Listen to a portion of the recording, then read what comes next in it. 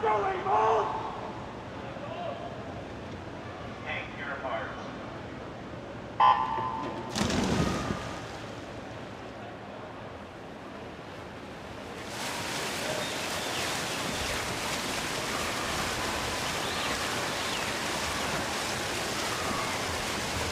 final underway in the women's 200 butterfly.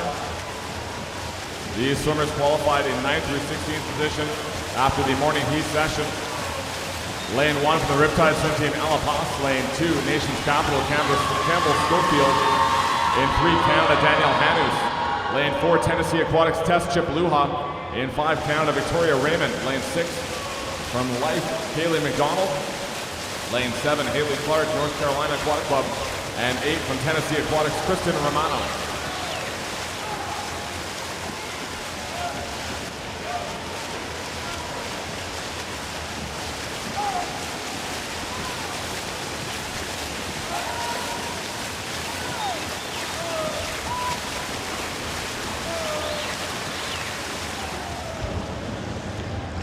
Tess Chip Luha in front of Victoria Raymond. 104.49, only 2 100 separating them at the 100 turn.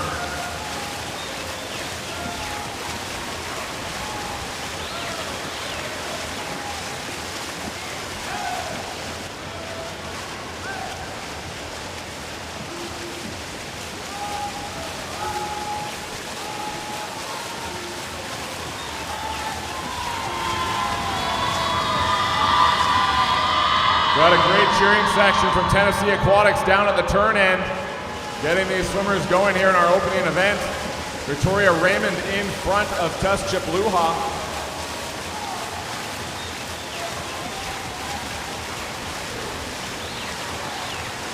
Chip Luha, though, pulling back in front on this final 50.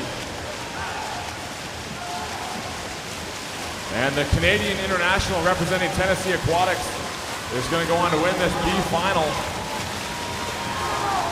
as she will touch the wall. Final time of 2:15.61. Danielle Hanus is second at 2:16.67, and third 2:17.82. Haley Clark in lane 7.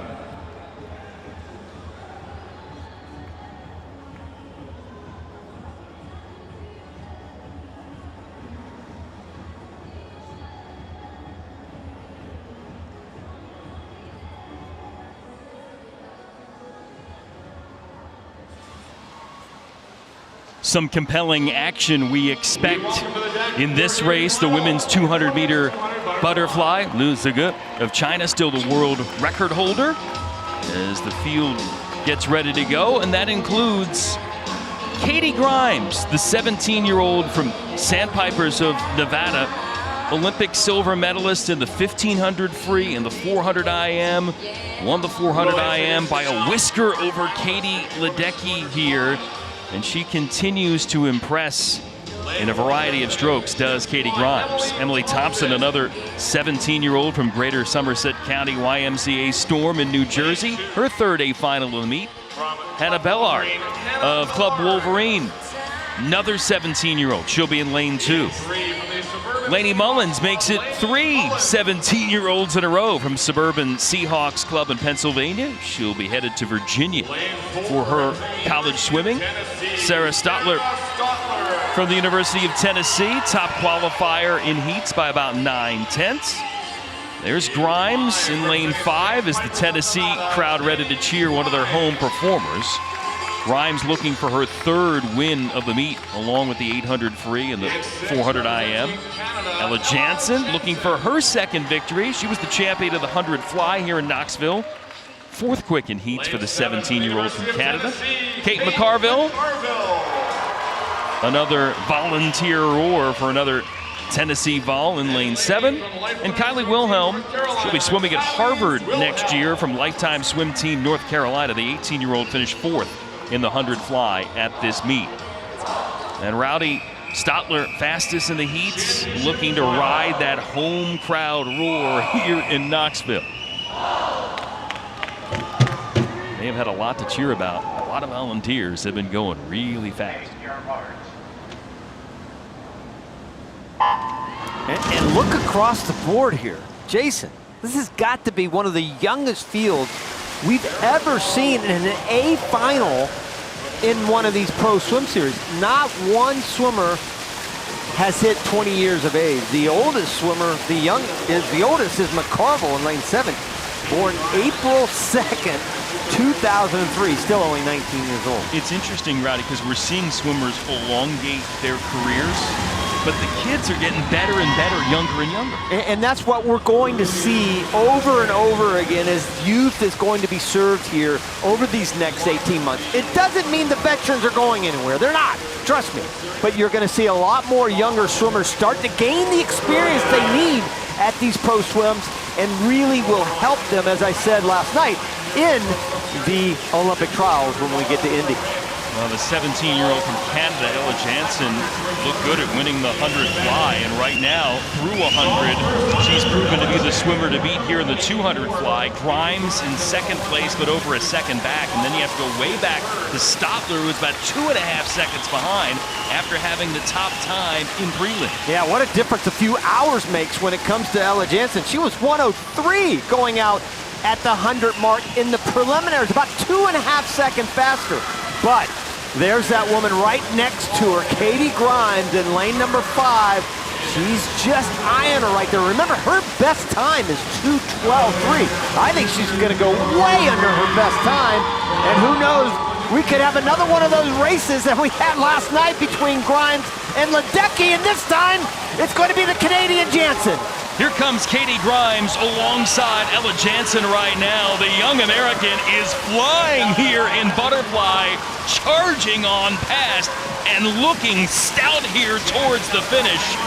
What a back half here from Katie Grimes, destroying the field on her way here to an impressive win in the women's 200 fly. 2:09.58 seconds, rocks her personal best by almost 3 full seconds. And just blew by her PB. I mean, like it was standing still almost 3 seconds. Unbelievable back half of her race. 33.6 on the third 50, but at the 100 turn you thought, Jansen, just like the 100, nice early speed, looking very much in control, no problem there. And she did, 00. She was a second ahead of Grimes at the halfway point. Boy, what a difference a 50 makes. Starting to inch up, still almost a second behind Jansen, but you could sense that this was going to be a different race the last 50. And boy, it was, Jason. Look at that. That's where she started going by her. And then it looked like she was sped up in time. It's like, it just started speeding up. This was live, by the way. We didn't speed that up at the end, y'all. 33.9 on the last 50. Wow. Katie Grimes is with us. Rowdy said it looked like it was sped up. Did it feel sped up? And how much fun are you having swimming other strokes besides freestyle these days? It definitely felt like it was in slow motion, honestly. That last 25 took forever. But I really had fun with that race, honestly. I like butterfly a lot, and that's a race where I don't really have much expectation, so I had a fun time with it. You know, Katie, you were 33.6, 33.9 the last 250s. How much is butterfly part of your training program? You're so incredibly versatile, obviously a great freestyler, but how big is butterfly in training? Yeah, I mean, like, we have some pretty brutal butterfly sets, but I think we get most of our butterfly endurance from IM, so yeah, it's kind of like if you do distance freestyle, you have the endurance for the 200 flies, so I just used a little bit of that skill set.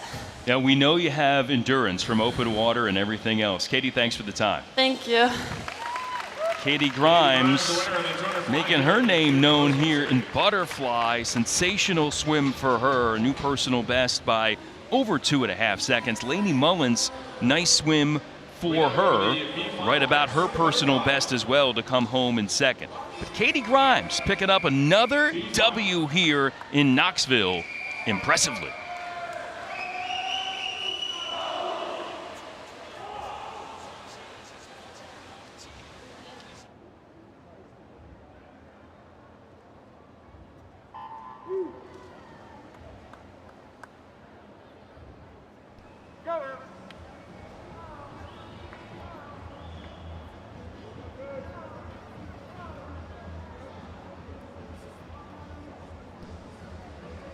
B final, lane number 1, Sandpiper still in right. Lane 2, Palo Alto Stanford Aquatics, Arthur Belva.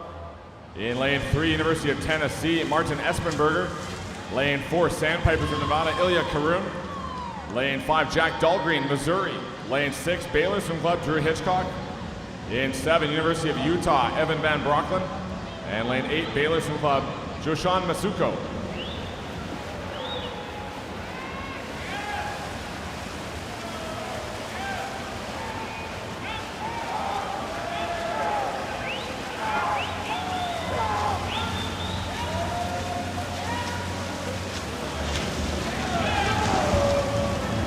Ilya Karun leads the way, 57.61.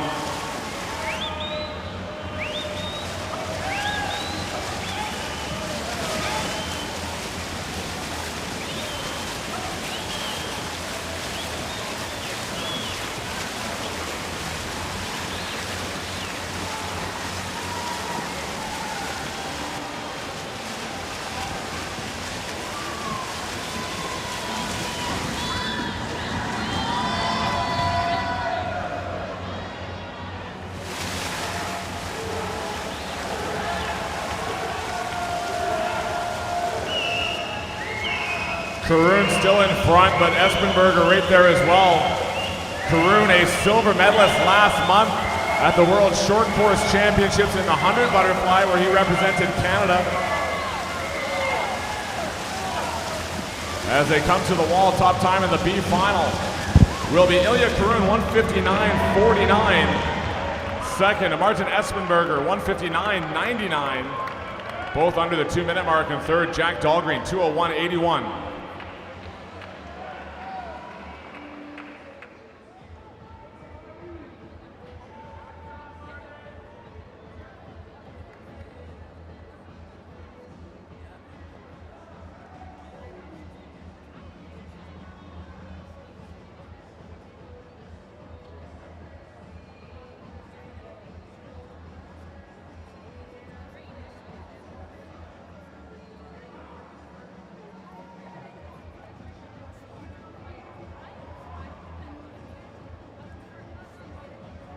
A $50 contribution is all it takes to join the USA Swimming Supporters Club and help support the sport of swimming at all levels.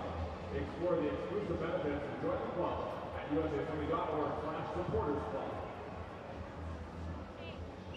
A reminder tonight that at the end of our final session, you can drop by the autograph table on the concourse to meet national team member Ryan Held, who will be signing autographs tonight.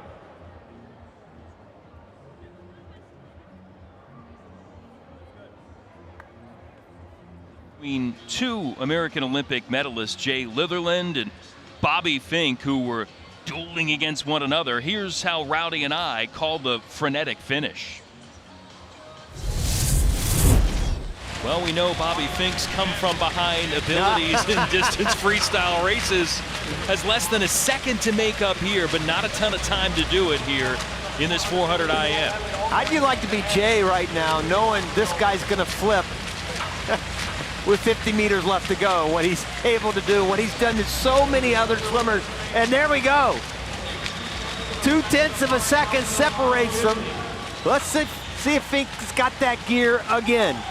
Kieran Smith trying to get up there, but looks like he's going to be held to third. Fink and Litherland going at it here right alongside one another down the stretch. Yeah, you think starting to accelerate a little bit more. The tempo's starting to pick up. Kick starting to kick into gear. And Bobby Fink does it again, coming from behind to take a win.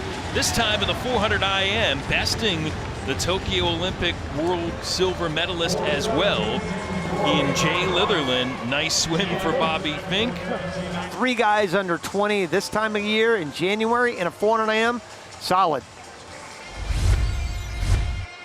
And that great showcase, Bobby Fink Rowdy up to his old tricks as we move on to the men's 200 fly. And you've got to remember, Jason, that Jay Litherland is a fantastic freestyler. He almost won Olympic gold and a world championship on his freestyle. That's how good Bobby Fink is. Now the field striding out here for this men's 200-meter butterfly final, including Gabriel Jett. Huge meet at the U.S. Nationals last summer, including taking the title in this event. third in the 200 free so far here in Knoxville. Henry McFadden, a 17-year-old from Jersey Wahoos, he was the winner of the 200 free with a Bobby Fink-like comeback in the final 50 to take the win here in Knoxville. He'll be in lane number 1 here in the 200 fly. Connor Lamastra from NASA Wildcat Aquatics in Illinois swam at Northwestern in college. Then it's Chase Kalish, Tokyo Olympic gold medalist in the 400 IM, focused on just one stroke here. He was third fastest in the heats. Then there's Jet from Cal Aquatics, top time in the heats by about a half second for Jet, who will be in lane number 4. Nicholas Albiero, second quick from the morning from Cardinal Aquatics. He'll be in lane number 5. Hector Rubalcaba from Aggie Swim Club swam this event at Worlds for Mexico. And it's Dare Rose from Cal Aquatics, finalist in all the butterflies at this meet. He'll be in lane 7. And Zach Harding, 25-year-old vet from Cardinal Aquatics, swam this event in Tokyo for Team USA, 2019 world finalist as well, finishing 6th. He'll be in lane 8. There's Chase Kalish there in lane number 3. And we know he can always throw himself into the mix. Nicholas Albiero should be a threat as well, Rowdy. Won the 200 fly at the US Open this past December in Greensboro. Solid field here. 3 guys have been 154 plus.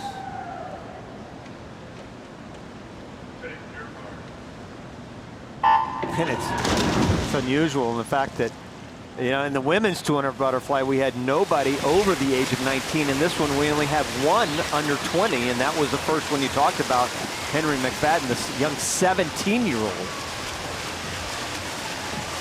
Gabriel Jett, Jason, right there with that yellow cap. You know, talk about him for a second. I mean, he comes from great genes. His father, Scott, and mother, Christy, both All-Americans. I think between the two of them, they were 30-time All-American at Auburn under legendary coach David Marsh there. He chose to go to Cal.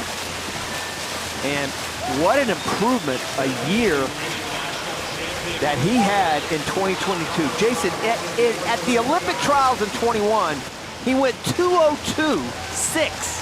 He got 44th in the 200 fly. Flash forward 1 year, last summer, 154.3. 8 seconds faster than he went the year before, 7th fastest in history on the American men's side. Unbelievable performance and rise he's had in the sport of swimming. And Nicholas Jett trying to play catch up here to Albiero, who's in front. Kalish lurking there in 3rd right now. Rubalcaba there in 4th as they get ready to turn for home. It's still Albiero by about 4/10, but Kalish now in 2nd spot. Yeah, Albiero 30.4. It's very interesting, that third 50. You've got a 29.9, basically 30 flat for Kalish, half the second back. Albiero on the third 50, and Jett was another half second. Which one will be able to come back on this last 50? Could it be the veteran, Chase Kalish? Here comes Chase Kalish in lane 3, overtaking the other 2. And Kalish gonna fly his way to victory here in the 200 fly. Another great swim for the American standout. 156.40 for Kalish to take that win by about a second. Gabriel Jett hangs on for the runner-up spot. Albiero there in 3rd. Boy, you've got to figure, you know, we talked about the veterans not going anywhere. Weren't we just talking about that? Man, this is exactly why you don't want to discount any veteran at this meet or the next 18 months. Here's Kalish on the right, Jett on the left, kind of looking very similar to each other right there. But Chase Kalish, how about that last turn, going into that last 50? Look at him, he's way behind at this point. That's him way up there on top. But you just had a feeling on that third 50, something special was gonna happen. And sort of like Katie Grimes, he's 9.9, 30 flat on the last, our third 50, 30.3, that's where he took the lead at the end. Nobody even was close to breaking 31 at the end. Kalish, 30.3. And another sensational performance by this amazing veteran. And Chase Kalish is with us. Congratulations. Some really talented young butterflyers next to you. How do you feel about that swim? Yeah, it's good. Those guys have a lot more speed than me, so I kind of relied on them to take me out, and I got to look at my splits to see how that went, but I was hurting a little bit on that last 50, but I think all in all, it's pretty solid. I got 100 back to go, so we'll see how that goes. And Rowdy, one more thing. I was just wondering if you saw the score of the game on Monday and what the outlook for Auburn is. I was even going to ask you that, and now go away. Yeah, just thought I'd remind you. Get lost. Go Dogs, back to back. Way to go, buddy. Thanks, guys. A happy Georgia Bulldog training Tempe and Arizona State. But yeah, the alma mater lives, and a little bull.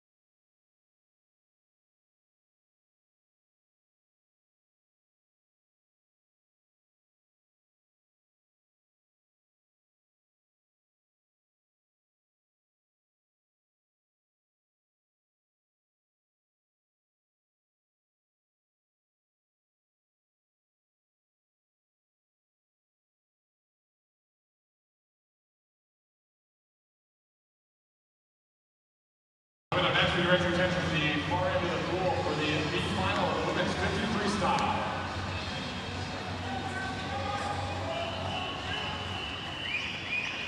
B final.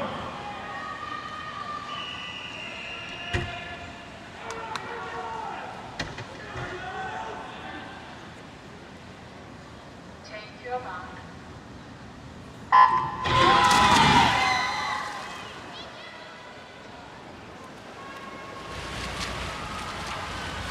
B final of 53, Natalie Hines of the Gators looks like your top seed in lane number 4. Her time this morning was a 25.88. She missed out on the A final by 5/100ths of a second. And coming into the wall, top time here in the B final will be Natalie Hines, 25.61. Ahead of Marina Spadoni at 25.75, and third Camille Spink, 25.85 in lane 5.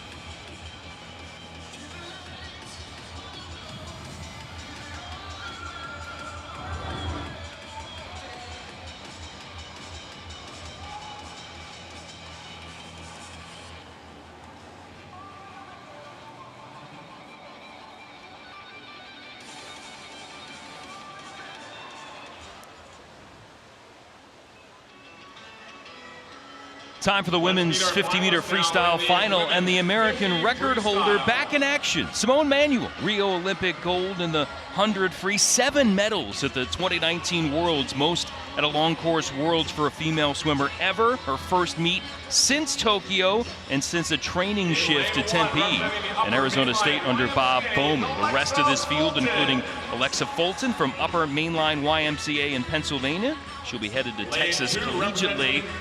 Sina Bro, Tokyo semifinalist of the 100 free for Denmark. She's in lane number 2.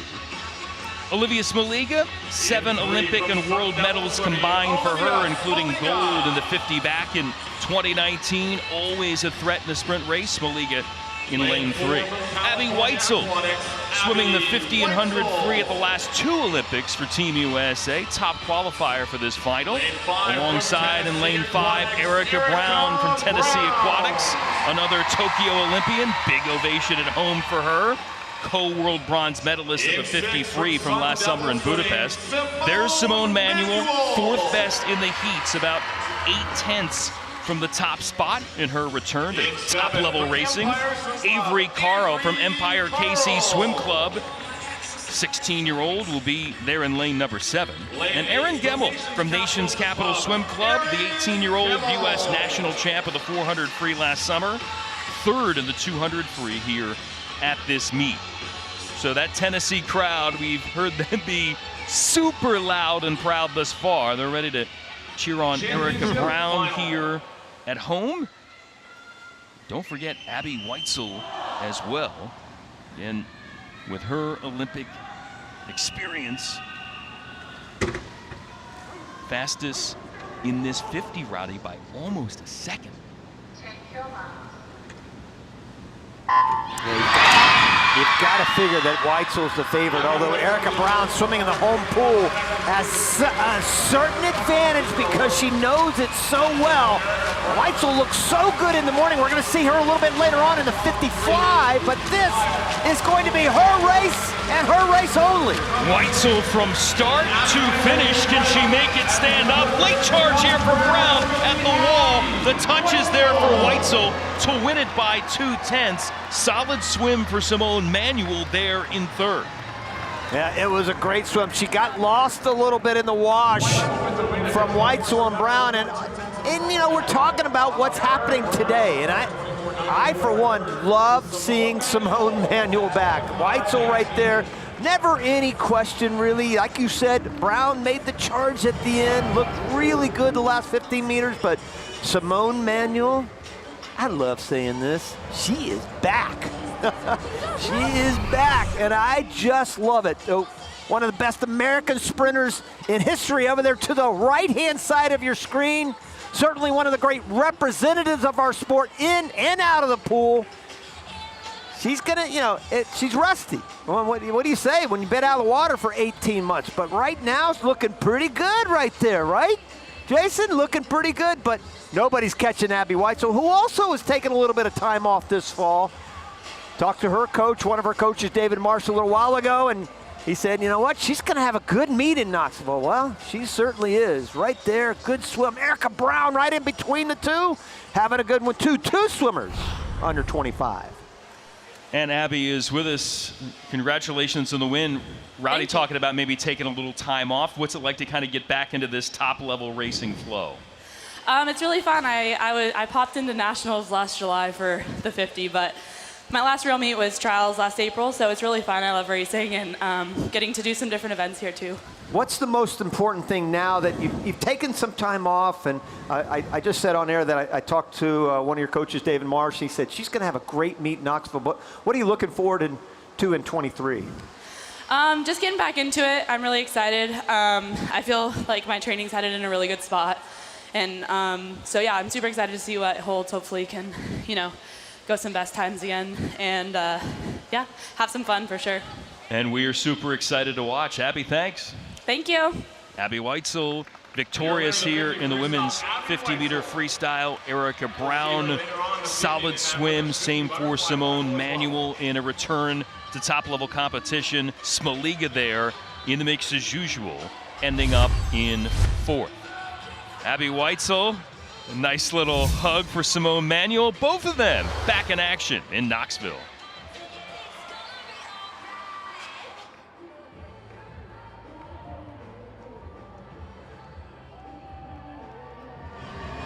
Next event, we have our B final in the men's 50 freestyle. B final.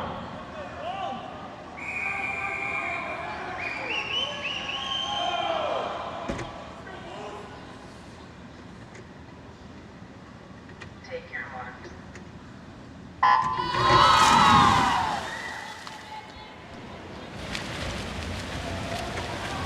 Stephen Calkins of Canada, the top seed, 22.95.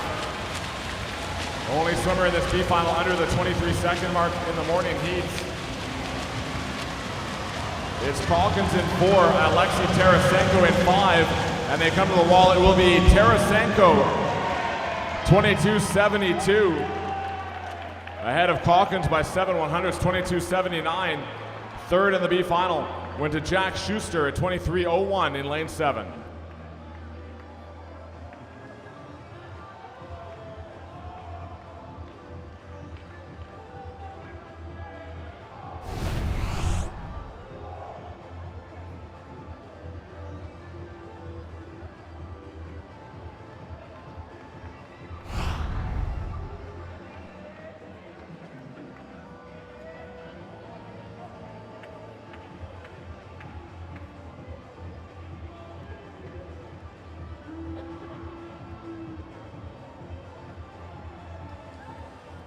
Air Force Special Warfare Airmen, go where others can't and do what others can't. Think you have what it takes to join this elite team of heroes? Join the fight at airforce.com.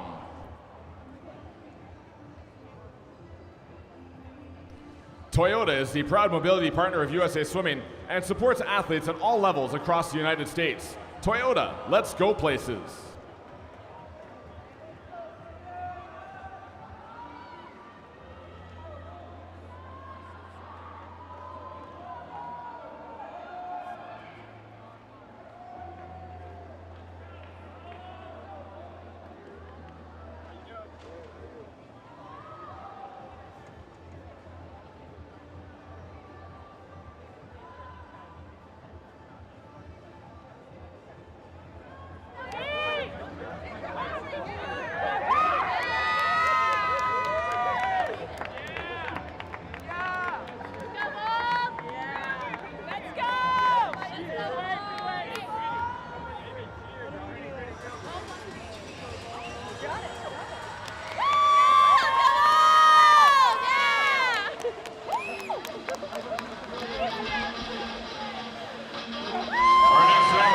They're having fun here at Knoxville. More speed coming in the men's 50-meter freestyle. Cesar Cielo still the world record holder. Caleb Dressel the American record. And Jordan Crooks, a world champion from the Cayman Islands, made history at the Short Course Worlds in Australia in December with his swim in the 50 free. The first world title in any sport for his nation. And he'll be here in lane number 2. And with home pool backing, swims collegiately here in Knoxville for the Tennessee Volunteers. So look at the rest of this field. Jack Alexi from Cal Aquatics, the top qualifier. David Curtis in lane 5. Won the 50 free title at the U.S. Open in December from Wolfpack Elite. And then you've got Ryan Held, Rio Olympic gold with the U.S. 4x100 free relay team. Helped the U.S. to another world gold last summer as well. He'll be on the outside in lane number 1.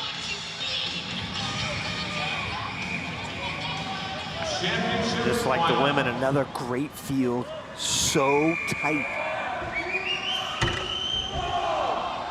26 100ths of a second separate top 6. Take your mark. Good start by Curtis. In lane number 5, Crooks was off sensationally. 0.47 on his reaction time. Crooks in lane number 2. Trying to see where he shakes out. Bjorn Seeliger from Sweden and Cal Aquatics in lane 3 there. But Curtis with a charge, rocketing to the win. 21.97 seconds, just about 2/10 off his personal best to take the win. Second goes to Seeliger. And it's Jack Alexi there in 3rd. Two-way tie for 4th between Guilherme Santos and Justin Rez. Curtis just put it into a completely... I don't know how you do it in a 50. I mean, 50's just all up, but it was like he just was building the whole way. Great start by Crooks right there in lane number 2. He was off so fast. Watch this reaction time. Real great reaction time, at the top of your screen. But when you think about what happens then, there he is up there in lane number 2. But watch what happens with Curtis in lane 5 and what he does the last 15 meters. Look at that.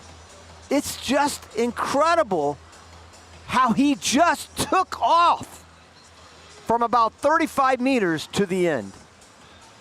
Rowdy impressed. David, congratulations. You impressed with that swim and the way you're swimming right now, coming off your success at the U.S. Open as well?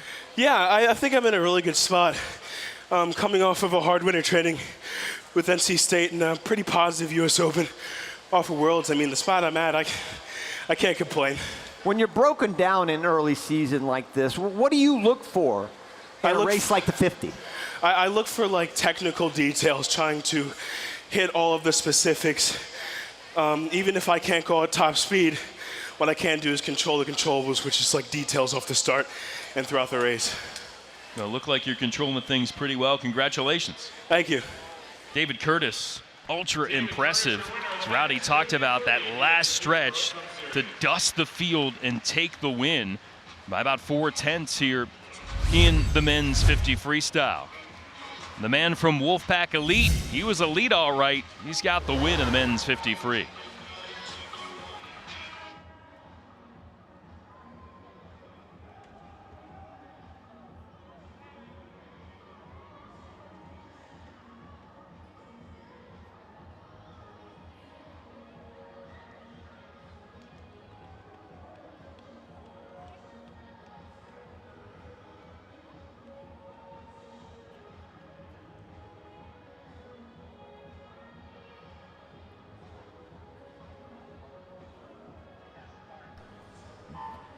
Next round will be the women's 100 backstroke B final.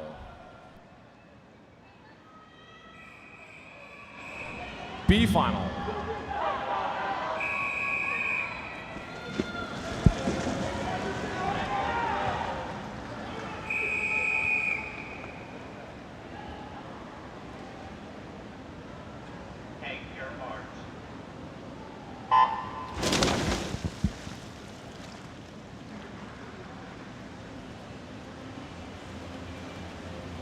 Lane assignments for this 100 available on the scoreboard. Your top seed is Charlotte Wilson, University of Denver Hilltoppers, 102.67.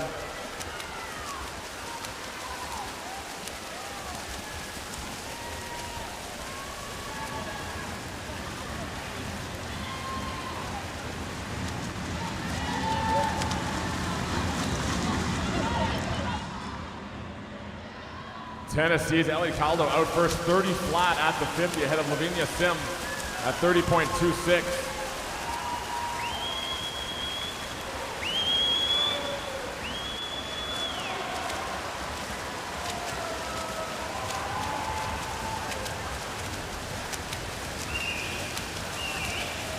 Sim having a good swim up in lane number 7. As she comes under the flags with Lexi Stevens and Charlotte Wilson to the wall. The top time will be Wilson at 102.25, ahead of Lavinia Sim, 102.43. And 6 100s back, Lexi Stevens, 102.49.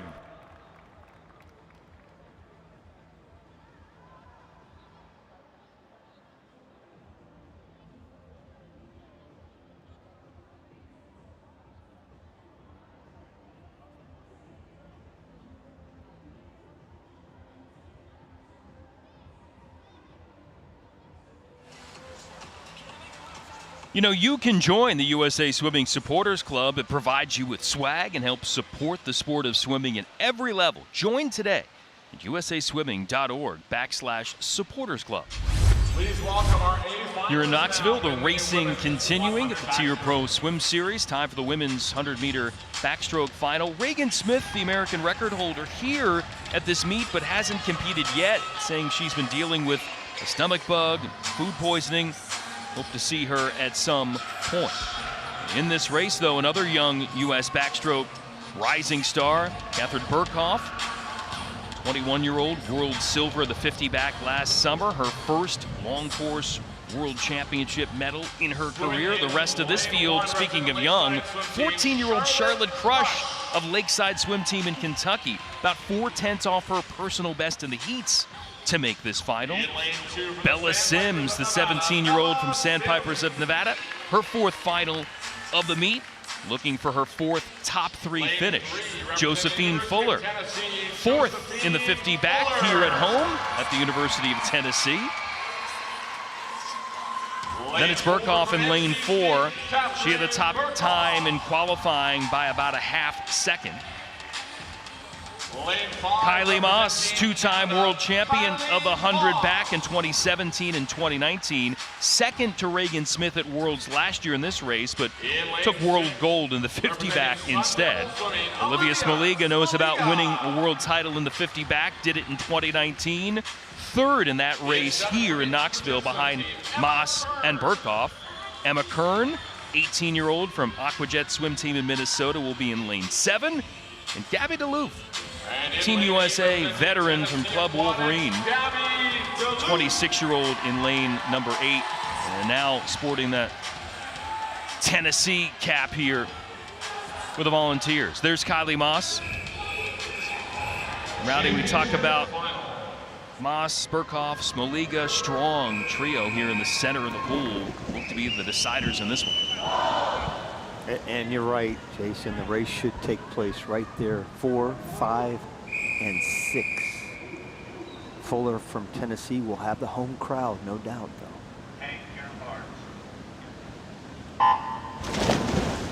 Burkhoff and Moss, I think both look so easy in the preliminaries, especially Moss. I don't think she took a hard stroke the entire way. Burkhoff had a great last 50 in the prelims, but the finals, completely different game here. There's Moss with that dark cap. Off to that early lead, Jason, looking really smooth. Good tempo. Smoliga looking good there in 6.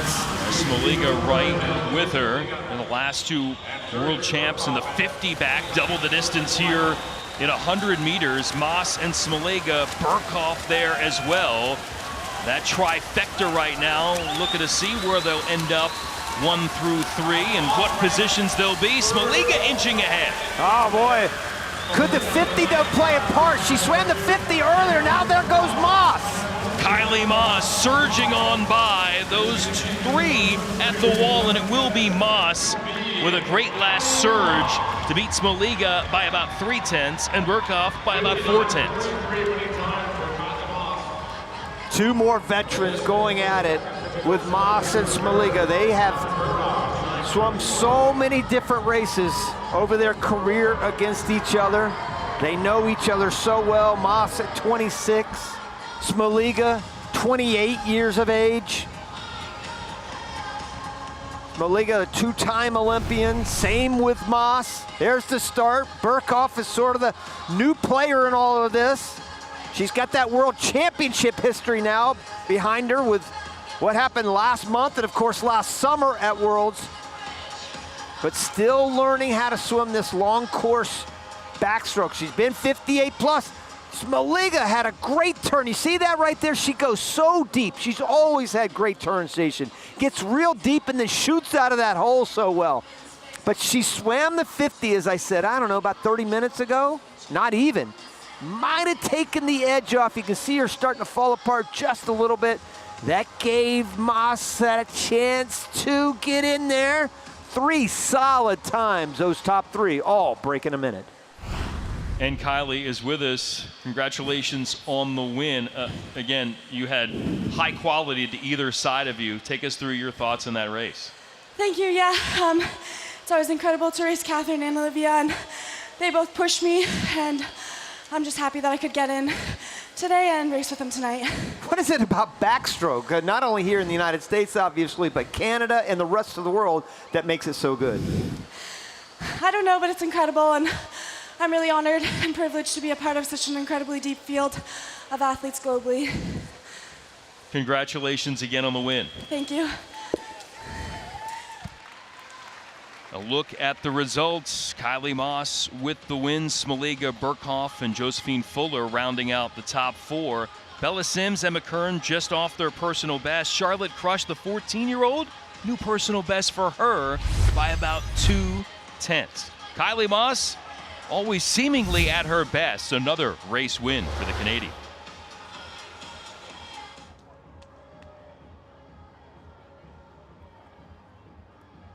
Back to the pool we go for the B final of the men's 100 backstroke.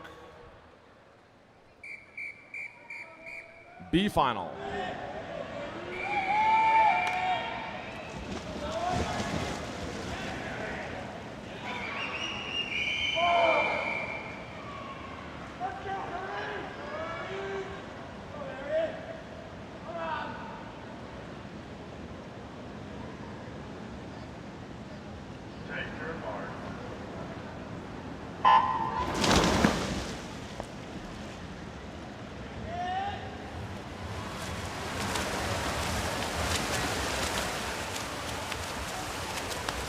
Joseph Haber is Indianapolis Club in lane number 4, 55.96.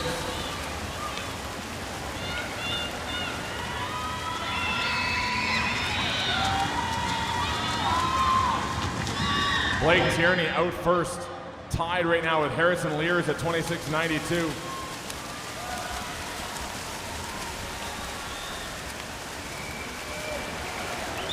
Lears on the outside. The University of Tennessee having a good swim in this 100 backstroke B final. Field tightening up as they come under the flags. It's going to be close to the wall.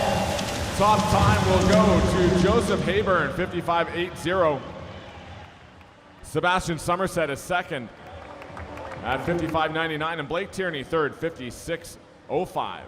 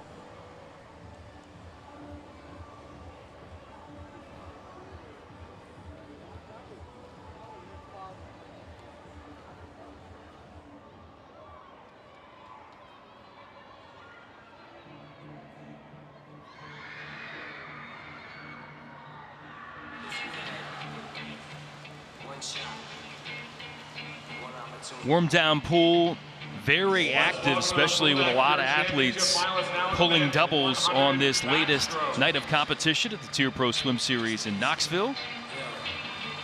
And more swimmers out for final action here in the men's 100-meter backstroke. Ryan Murphy, American record holder, of the 27-year-old, of course, double Olympic gold in the backstrokes from the Rio Games, 2022 world champion last summer in the 200 back. And last month at the short course worlds in Australia, first backstroker, male or female, to sweep all three of the backstrokes, the 50, the 100, and the 200 at that short course world championships. Nicholas Albiero, third in the 200 fly earlier. One of those performers taking on a double.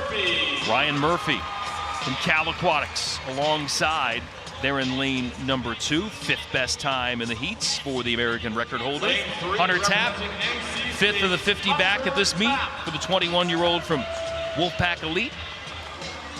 Then there's the world record holder in the 50 back, another Hunter, Hunter Armstrong. Silver in that race last summer in Budapest, and bronze in this event, the 100 back at those worlds. Destin Lasco from Cal Aquatics, finalist in the 50 back at this meet. Second quick in the heats for this final. Daniel Deal, the 17-year-old from YMCA of Cumberland in Maryland, U.S. Open champion in the 100 and 200 back. He was third in the 50 back. Javier Acevedo from Canada won bronze in the 50 back at the Commonwealth Games last month. And Manu Martos from Northwestern University, the Spaniard, ready to go to round out this 8-swimmer field.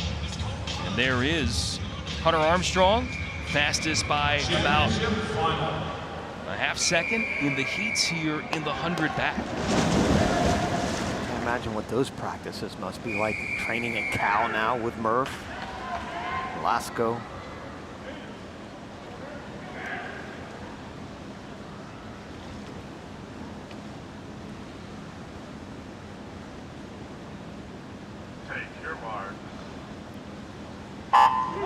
Armstrong was certainly the quickest going out this morning in prelims, 26.3 by far the fastest. But Murph, he was 27.4, 27.8. He basically even split that race in the prelim. Oh, he's not wasting any time tonight. He's really going out for it. Murphy storming out of the gate. Armstrong there playing catch up with his long frame, close to 6 feet 9 inches tall, and catching up, but it's Murphy by 3/10. Deal looking solid in third. He's 2 seconds faster than he went out in prelims. How about that for a difference maker? Armstrong's not going to give up on this. He knows training with Ryan Murphy every day has taught him a lot. And there he goes. What a spin there on him. Hunter Armstrong surging here down the stretch, overtaking Ryan Murphy and onto a rousing win here in the 100 back. 52.68 seconds for Hunter Armstrong, and he loves it. Wow. Are we in January? Is that a January swim? It sure doesn't look like it. That is an exceptional swim by Hunter Armstrong. I think from a clock perspective, which we kind of threw out the window this early in the season, no doubt the best swim as far as time goes, male or female here in Knoxville so far. What a swim by Hunter Armstrong. 21 years of age, still learning how to swim long course, but now he's an Olympian. And now he's a world champion. Murph out there quick. As I said, 25.6. Hunter's right behind him though, 25.9. He's faster than he went in the prelims. But then all of a sudden it's Armstrong who comes back to second 50. 26.7. He outsplit Murph on the last 50 by a second. Unbelievable swim by this young man. A look at the final picture with Armstrong besting Ryan Murphy. Daniel Deal again, that 17-year-old hanging with those two top flight performers. Lasco there in fourth, and Hunter Armstrong is with us. Congratulations. Your reaction said you were pleased with that. How pleased? You know, coming off of Christmas training, I couldn't be more happy with that time. You know, you're an Olympian, obviously world champion, and now you're swimming and training at Cal under the tutelage of the great Dave Durden, obviously, but Ryan Murphy and so many other great backstrokers. What have you learned? Oh, I mean, I've learned so much, especially on the underwaters. I'm training with the best backstrokers in the world. So I'm learning a lot, especially training with Dave, Murph, and Destin. Just, we've got a great team. It looks like it's paying dividends. Congratulations. Thank you.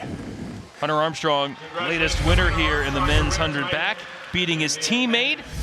And the splash celebration after that rousing victory.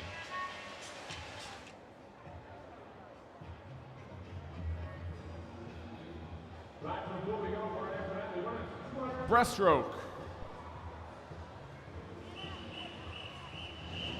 B final.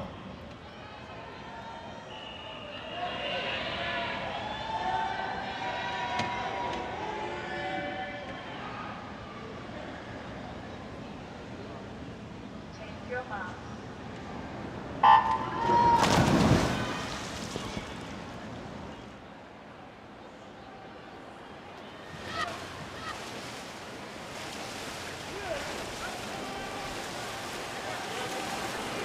Women's 200 breaststroke B final underway. Lane number 1, University of Louisville, Cecilia Viberg. Lane 2, Poseidon Swimming, Molly Blanchard. Lane 3, Montverde Aquatic Club, Emily Santos. In 4, dart swimming, Michaela Tan. Lane 5, University of Tennessee, Kaylee Morgan. In 6, Longhorn Aquatics, Leah Smith. 7, Gator Swim Club, Gwen Shabazz.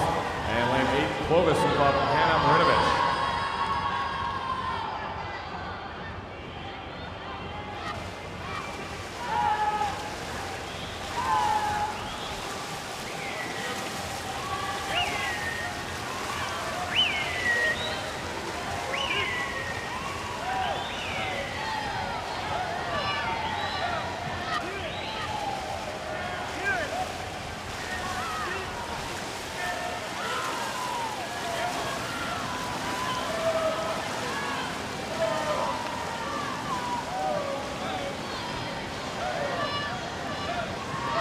One 1:13.60. Cecilia Viberg leading the way in lane number 1.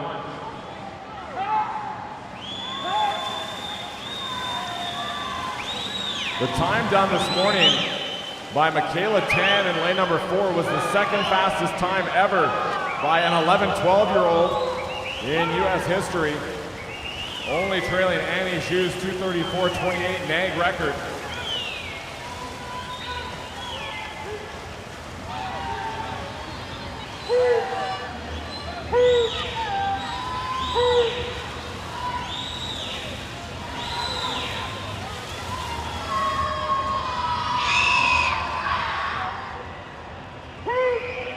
Kaylee Morgan now in front from lane 5 in the University of Tennessee.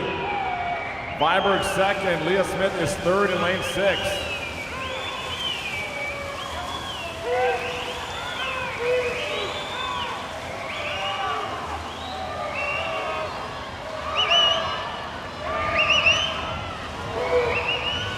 Strong second half here, Kaylee Morgan in lane 5. Rest of the field tightening up though for second and third. And Morgan will touch the wall. Self-made tycoons listen to budding entrepreneurs Second. and look for a business worth On sinking the their outside, teeth Hannah into. Marinovich of Shark Clovis, Tank, CNBC 2:35.45 premiere and third. Leah episode, Smith, Wednesday, 9 p.m. 2:35.86. Eastern.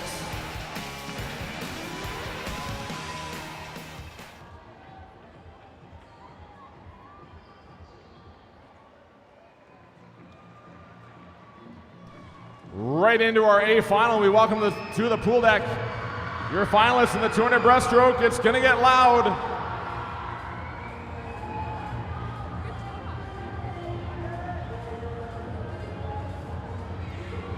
And you look at this field, including Mona McSharry from Ireland, world and Olympic finalist in the 100 breast for her nation, won the 100 breast title here at her college home at Tennessee, and looking strong as the top qualifier here in the 200 breast as well. Miranda Tucker was the runner-up to McSharry in the 100 breast. She'll be in lane number 1 here in this final. Thumbs up for her from Texas Ford Aquatics. Adeline Robillard, 15-year-old from Mason Manta Rays. She was 6th in the 100 breast. Nice performance for the teenager. Sophie Angus, 23-year-old from NASA Wildcat Aquatics, the Canadian 3rd in the 100 breast at this meet. There's McSharry, best time in the heats by almost 2 seconds. And the crowd hoping for another swift swim from her. Another Tennessee teammate, Alexis Yeager, second fastest in qualifying. She's next to McSharry in lane 5. Make it volunteer row. Tess Chapluha, Tokyo Olympian for Canada, 2021 short course world champ of the 400 IM. Great career here at Tennessee. She's in lane 6. Bianca Rodriguez, 4th of 2019 Pan Am Games in this event for Mexico. And then in lane 8, Catherine Hazel, another Canadian from North Coast Aquatics in California. She was 4th in the 400 IM at this meet. So Yeager, again, finalist in the 400 IM with that 5th place showing. Can anybody close the gap on the Irish volunteer here, Rowdy? I don't think so. When you look at everything, what Tennessee has done, I addressed the team this morning. I kind of interrupted their meeting. I said, the whole team's sitting there going, what in the world is in your water here? What are you guys doing? Last night our telecast was like a 90-minute infomercial in Tennessee. There were so many volunteers in every single race. They're having a great meet thus far, and there are 3 fantastic swimmers. But Jason, nothing tells me any differently that McSharry's not going to win this race. Think about it. You said top time by about 2 seconds. Out faster at the 100 than anybody. Back faster on the second 100 than anybody else. Swimming in her home pool. Coming off a 100 victory. It all adds up to Mona McSharry right there in the middle. National record holder for her nation as well. And Rowdy, as we've seen from some of these elite breaststrokers, her form certainly so strong, and it seems to hold up race in, race out. And Miranda Tucker early on, way up there in lane number 1, has that early lead, and she comes with great credentials. She's been 2:25.8. She swam at the Olympic trials in the finals back in 16 in the 100. Rodriguez down there in lane number 7 also has been 2:25. So you've got some swimmers that have been very quick right there with McSharry's best time of 2:25 flat. As expected, McSharry with a solid cushion here at the halfway point by over 8/10. Tucker there in second. And the 15-year-old Robillard from Mason Manta Rays in Ohio looking pretty good too, as they work their way into this back half, and we'll see if Jaeger can turn things up in lane number 5. And Rowdy, as they get to this turn end of the pool, she coaches a ton of kids here in the Knoxville area, and they're all down there trying to root her on, hoping she can go a little bit faster. Yeah, there they all are right there. They know exactly who they're cheering for, no doubt about it. And McSharry, another fantastic 50 right there. 37.5, and now she's built a 2.5-second plus lead on the field. Miranda Tucker was second in the 100 breast to McSharry. She's running second here in this 200 breaststroke. Top of the screen up in lane number 1. Nobody's going to catch Mona. Can anybody catch Tucker up top? And it may be Jaeger right now who's hitting the accelerator in lane 5. Mona McSharry, though, going to cruise to another win here at home in Knoxville. Jaeger with a super back half, pushing her way into second spot. Third place for Angus, and Tucker ends up in 6th. And Mona McSharry doubling up in breaststroke victories here so far in Knoxville. She pressed that middle 100. She got tired at the end. I thought she was going to close on her best time, but 36.8, 37.5, that middle 100. That is blazing on a middle 100. Faded at the end at 38 flat, but she still won the race by almost 4 seconds. There's the 100 turn right there, and that's where she kind of took control. Went down by a half second at the 50, and then went up by a second at the 100. That's where that really, she put the pedal down on that second 50. That was her quickest 50 of any, except obviously the first one. And just nice technique, staying on top of the water, just swimming very narrow. She's a very streamlined swimmer, getting those hips involved, moving forward, constantly moving that line forward. And you can see everybody behind her way back. Easy win for Mona McSharry in front of this home crowd. And another win here at home in Knoxville, which certainly should please the crowd. Again, you looked really strong in prelims. What was your focus in this race tonight? My focus is just to build a little bit differently than I did this morning. Focus on making sure I'm carrying a lot of power in and out of the walls, and trying to build through those turns. So that was really the focus for tonight. I know your home country is Ireland, but it's got to be so much fun swimming in front of your quote-unquote home crowd here at Tennessee. Yeah, no, it's great. You know, I'm blessed that I get to call Ireland my home, but I also call Knoxville my home now. So, and it's really nice to be able to compete here and have so much support. And they love rooting for you. Congratulations on another W. Thank you. Mona McSharry, impressively again, the win, as Rowdy mentioned, by almost 4 seconds. Jaeger there in third. Sophie Angus coming through with a personal best for herself by about 4/10. The kids liking the result, decked out in their volunteer orange. Another one for the home team here. And McSharry with a win.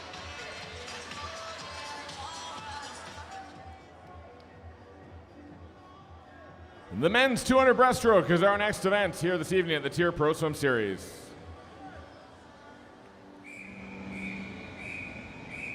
B final.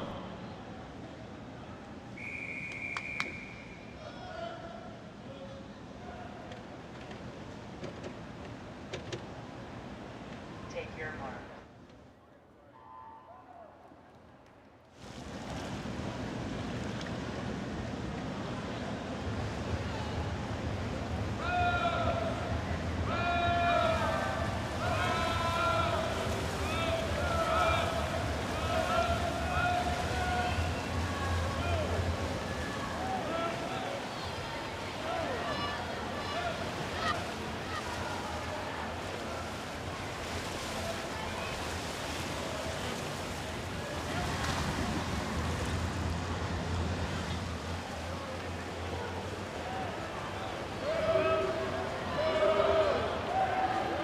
B final underway in the 200 breaststroke lane 1.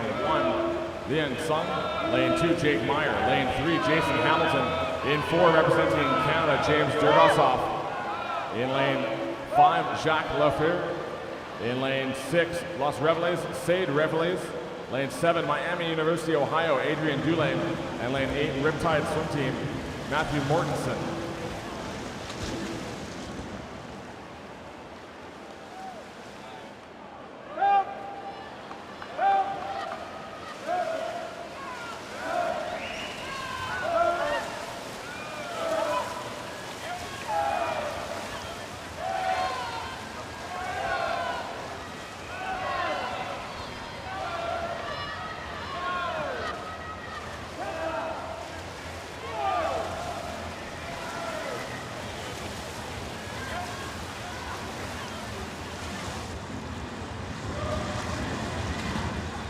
James Durgosoff and lane number 4 leads the way, 142.46, just 6 100s ahead of Jacques Laffer in lane number 5.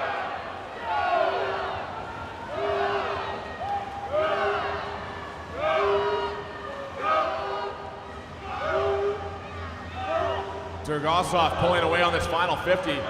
He's got a body length lead now on the rest of the field.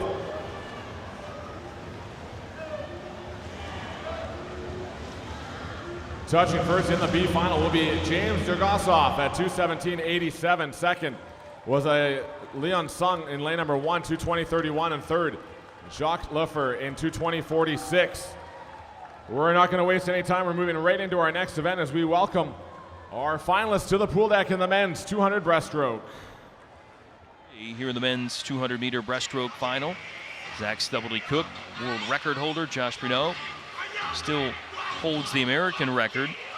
Brandon Fisher, no national records for him, but the 34-year-old still keeps delivering best times and performances in his 30s. Third in the 100 breast for the veteran at this meet. And the number 1 time in the prelims here in the 200 best for a guy that just turned 34 on January 2nd. Rest of this field, including Trenton Julian, couple of relay medals at the 2022 Worlds for him. Second of the 100 fly already at this meet. Braden Taivasalo, Canadian, headed to Texas for his college swimming. Also a finalist in the 100 breaststroke. He'll be getting ready to go in lane number 2.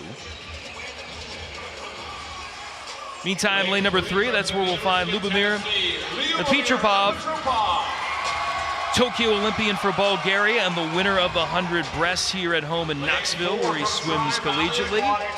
There's Fisher, best time in the heats by about 8/10. In lane 4, Tommy Cope from Indiana Swim Club and Michigan Swim Club, now with Club Wolverine. Second to a Petrov of the 100 breast, and second to Fisher in the heats for this final. Miguel de Lara, bronze at the 2019 Pan Ams in this race, national record holder from Mexico in lane 6. From Lakeside Swim Team in Kentucky, Will Schultz, another future Texas Longhorn, and Andrew Zhao from Austin. Longhorn Aquatics, he'll be headed to Princeton to swim in college next fall for Andrew Zhao. There's a look at the Petrov, national record holder from Bulgaria in this event. Looking at this field, Trenton Julian, an American flag on his hat. He'll be in lane number 1. I really like Fisher and what he did this morning, still kind of hanging out there at 34, but I like a Petrov in this race. He won the 100, but his better race might be the 200. That's where he was an Olympian for Bulgaria last summer, or I should say summer before last, in Tokyo.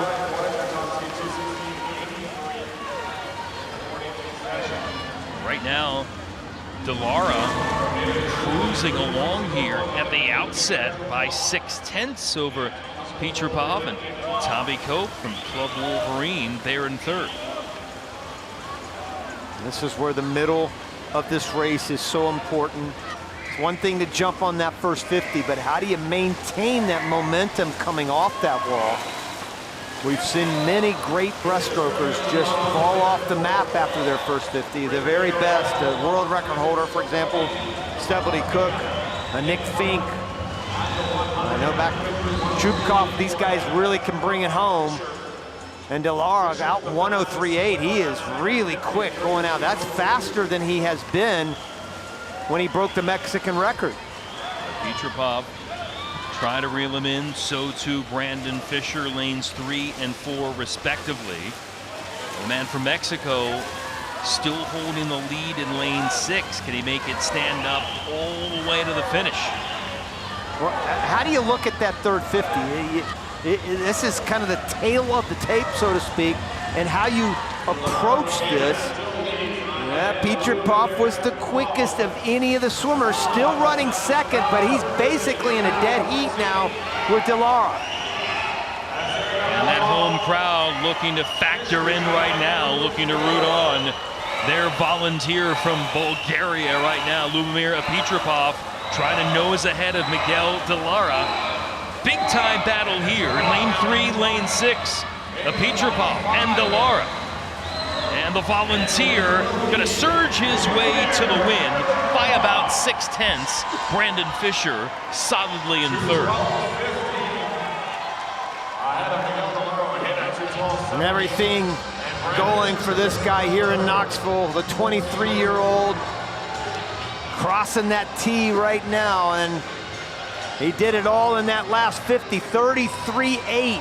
I shouldn't say he did it all in the last 50, 34.1, that third 50, but you know, when you come home and have that great last surge and have the confidence of doing it home, Jason, these are the guys right here that you're looking at that really were so huge starting off this race. Fisher came in with a great finish of getting third. DeLara right there, he kind of knew he had this lead. I think he felt it.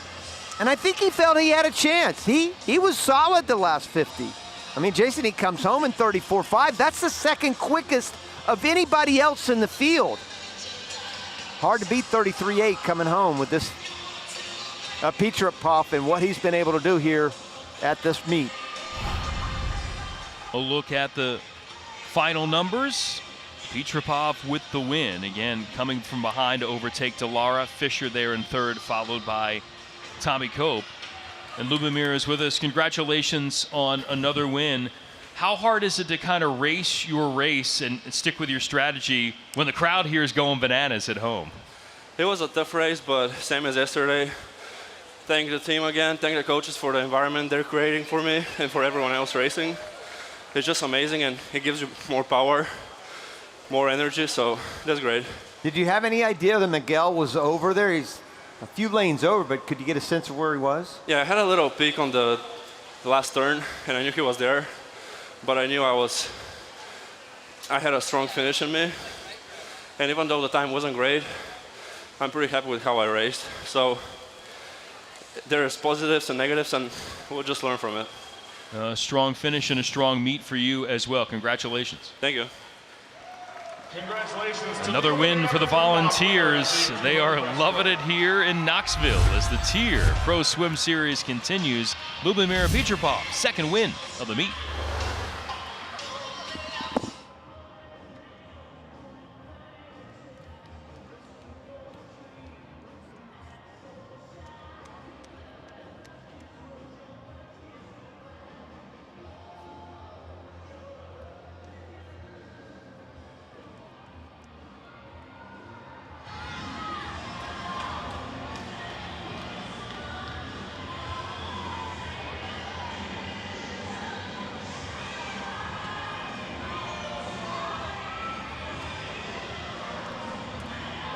Our next event, we direct your attention to the far end of the pool for the women's 50 butterfly. B final.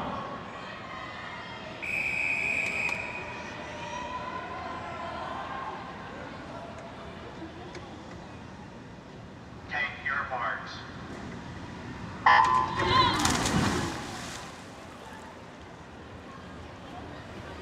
Alexa Fulton, your top seed in lane number 4 from the Upper Mainland YMCA, 27.80 in the heat session.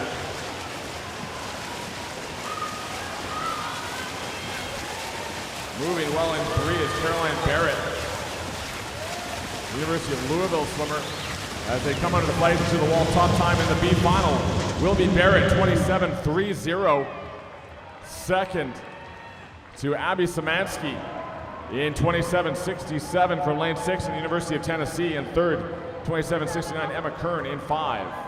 Tied with Kaja Pintar at 27.69 for third spot from lane 7.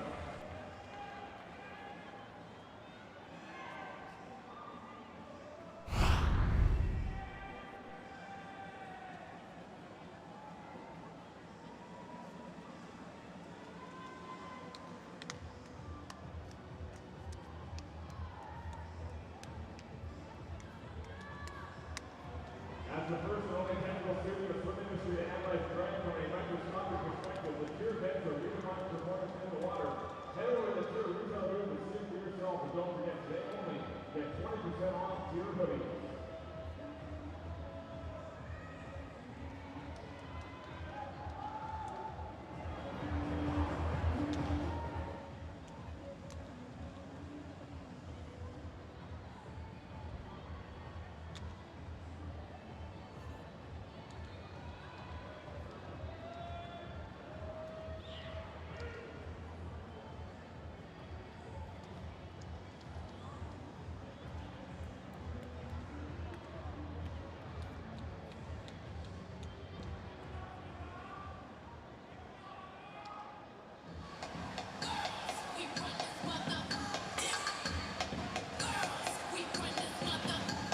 Another fast 50 expected here in the women's 50-meter butterfly final from Jones Aquatic Center here at Knoxville. And the field ready to go, including Taylor Leone from Emory in Atlanta. New personal best for her in the heats. She'll be in lane number 1.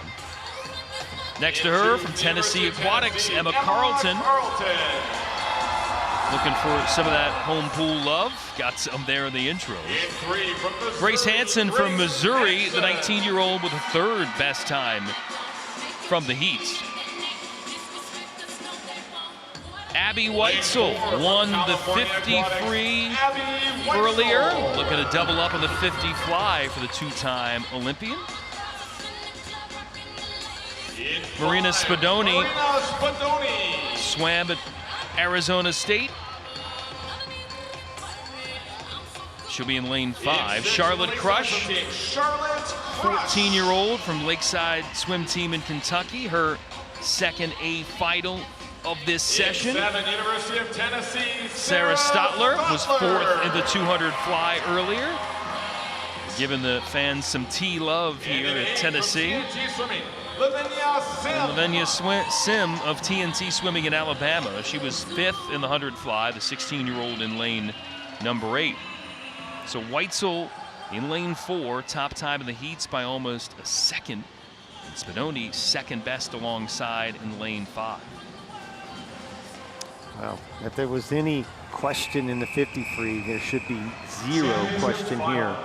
As good as Spadoni has been, and at 29 years of age, still going strong, but there is no way anybody's beating Abby Weitzel here.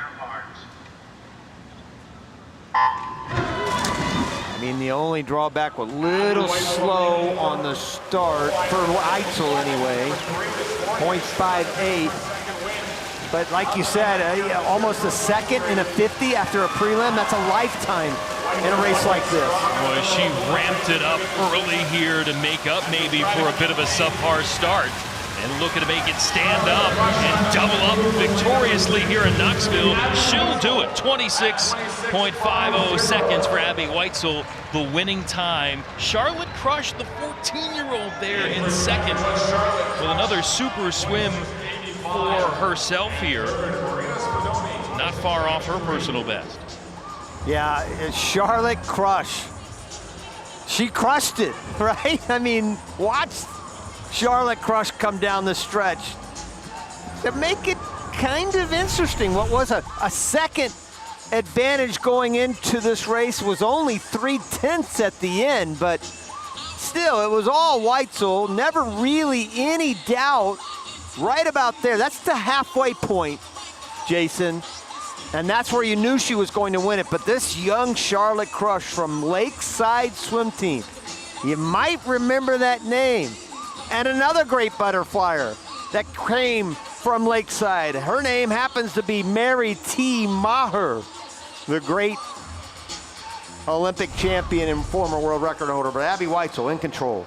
And here she is again. Take us through what you're thinking about there in the 50 fly.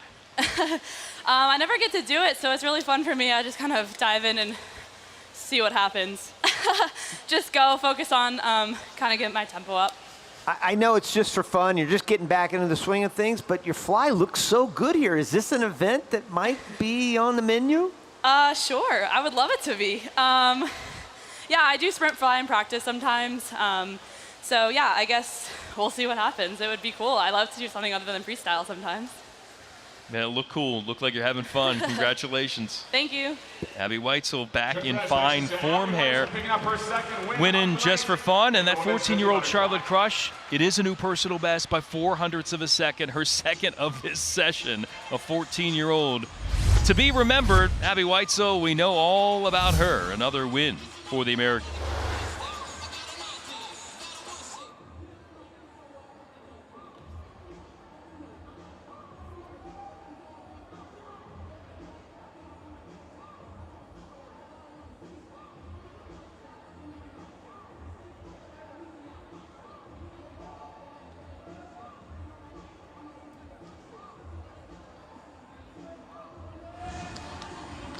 Our next event, the men's 50 butterfly.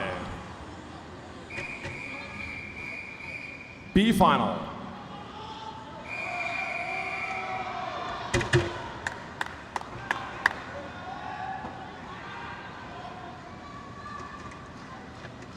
Take your marks.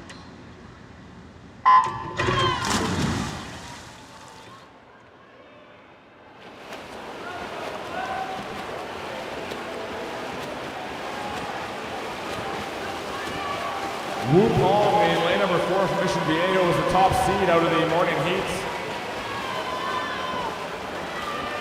As they come to the wall, Jordan Crooks moving well in lane number 7 as well, and it's going to be Crooks 24-2-0 ahead of Wu Pong 24-3-0, and third Ignacio Campos of Spain 24-51.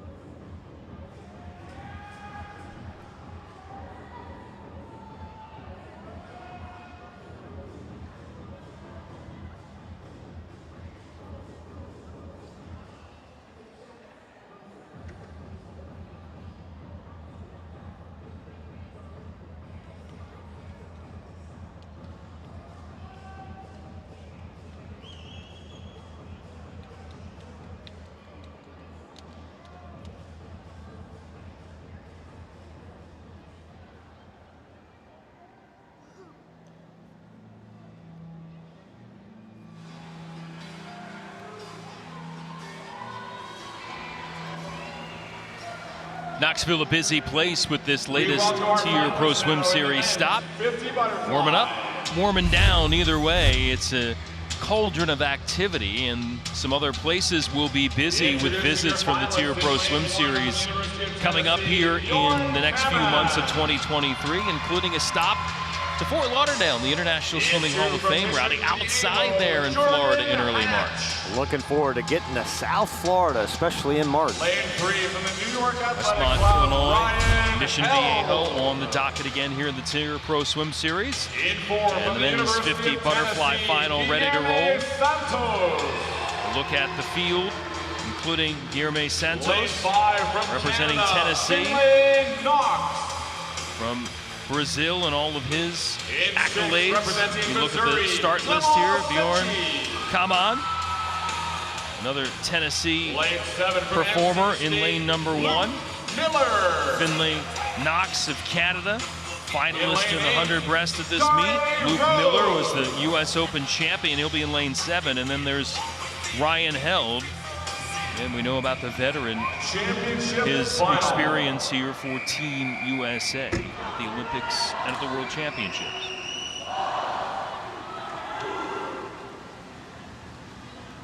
Take your mark.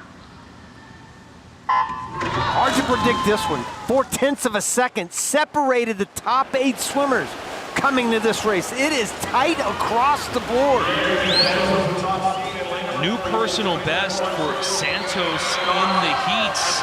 Seeing if he can better it here in this final and maybe grab the win as well from lane number 4. Right now, lane 3, Ryan Held is there, lane 6 too. It will be Held, 23.93 to take the win by 0.02 of a second over Clement Secchi of France, who's swimming this season at Missouri. What? Well, we talked about it tight all the way through. About 16/100ths of a second separating the top 4 swimmers in that one, Jason. That's a tough one to call, including 2 100ths over Secchi and 6 100ths over Santos. Held, the veteran, getting in there. The Olympic gold medalist from the 400 free relay way back in 2016. He led all the way, though. If there wasn't really any doubt when he comes through, everybody's chasing him at the end. That's what's happening here. He's leading. Uh-oh, here comes everybody. But you know what? Just gets in. He charges in with a little bit of a half stroke, but that last half stroke was so quick. Watch, a little bit of half stroke, but boy, he nailed that wall perfectly and gets in there for the win. Roddy, like in your form, Ryan, there at the end, how did it seem to you? Yeah, I know that last stroke could have, it was a split-second decision, take another one, just glide into it. But I'm a sprinter through and through, so can cycle up, right up, just go for it. How's training going? It's going great. You know, the ASU is great. The pool, there's right by the palm trees, so you can be in the hardest set of your life, look up, see palm trees, and you're like, all right, it's not that bad. That's right. I'm gonna live during this practice. Life is good, it seems. Congratulations. Yeah. Thank you. Ryan Held, Congratulations. loving Ryan the result, Held, winner loving by his finish. training grounds, and Clement Secchi and Guillermo Santos, second and third, they can take solace, and both have new personal bests from that race, finishing behind Ryan Held. But the American vet liking life in sunny Tempe and liking the result here in Knoxville.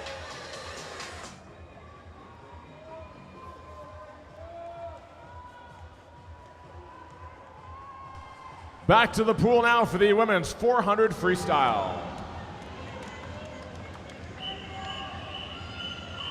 B final.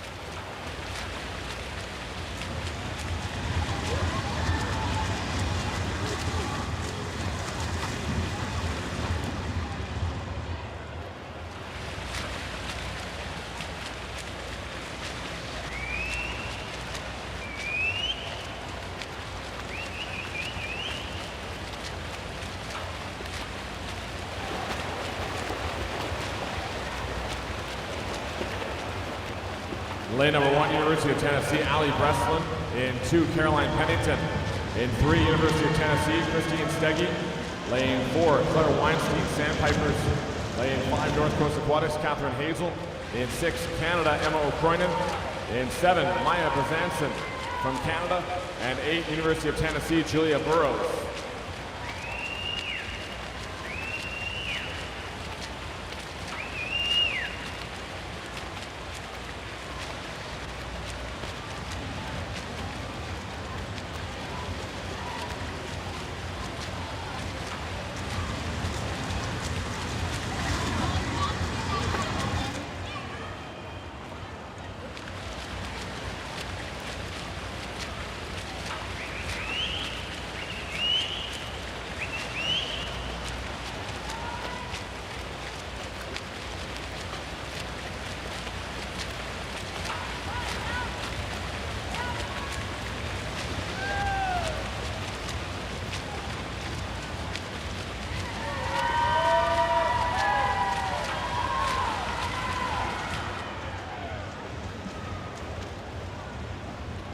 Good first 200 for Claire Weinstein, 2:03.32 as she leads the way. Ahead of Emma O'Cronin and Maya Bezanson, the two swimmers from Canada in lane 6 and 7.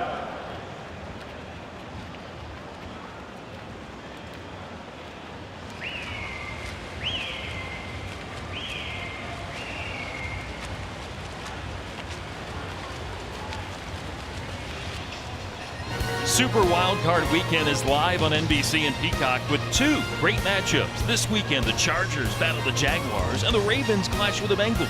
Presented by... Good splitting from Weinstein, 31.82, 31.60 on those last 250s. O'Cronin splitting 32.68, 32.79. Weinstein this morning was a 4:16.07. Finishing in 9th position overall. She turns here with 100 to go, 3:06.54.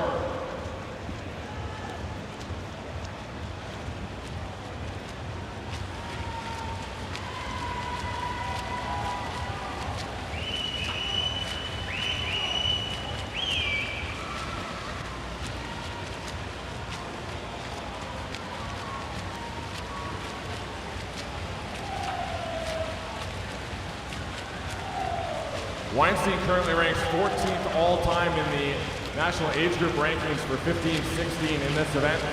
Best time of 4:09.39.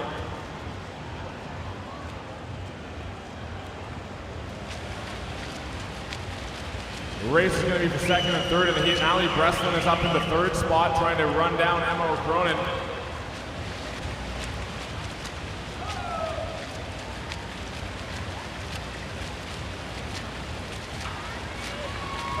Into the finish is going to be a good time for Claire Weinstein, 4:09.03.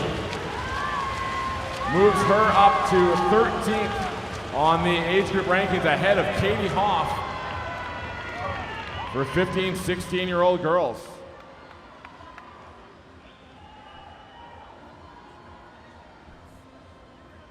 We now welcome to the pool deck your finalists in the 400 freestyle.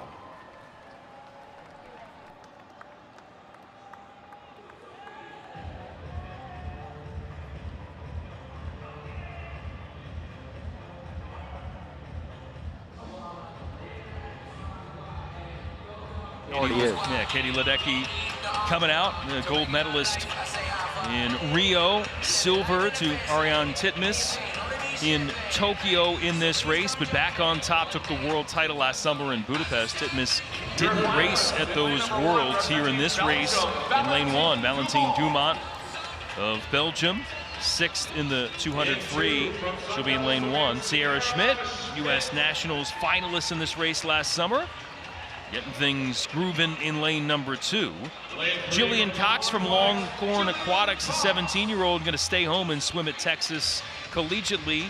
She's in lane 3. Gold at the Junior Pan Packs in the 800 free and bronze in this race for Cox. There's Ledecky, getting over 6 seconds faster than anybody else in the heats here in this race. That includes Katie Grimes, new personal best in the 200 fly for her 3rd win of the meet before. Bella Sims, her Sandpipers of Nevada teammate, again 4th fastest in the heats, and a sensational meet for her. Erin Gemmel won the title at the U.S. Open in this race last summer in Irvine. She'll be in lane 7. And Ella Jansen, 4th in the 200 flee, winner of the 100 fly, and saw her showcased earlier as well. With Katie Grimes there in lane number 5 alongside Katie Ledecky. Katie squared right next to each other again. This one is doubtful that we're going to have a race like we did earlier in that 400 IM, just because this is Katie Ledecky's race. I mean, along with that 800 obviously, but she just has been so dominant for so long. Grimes might be a little short for her, actually. More of an 800, 1500, 10K swimmer. Doesn't have quite the speed of Katie and even Bella Sims, her teammate, which is on the other side of her.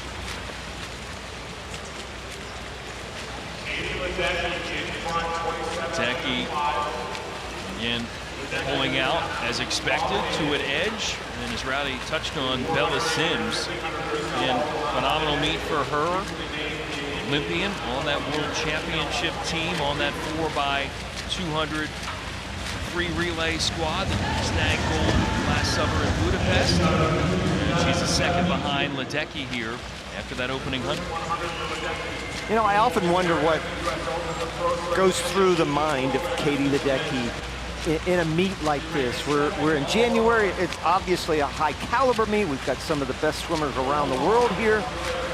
But for Katie Ledecky doing it so long, Jason, you know, you're talking 11 years at this level. I wonder how she goes through the motions, what she thinks, and her thought process in a race that just has become normal for her. And it certainly is the case. That win in the 400 free last summer in Budapest, as she stretches her lead out over 2.3 seconds right now. And one of 4 world titles for her there.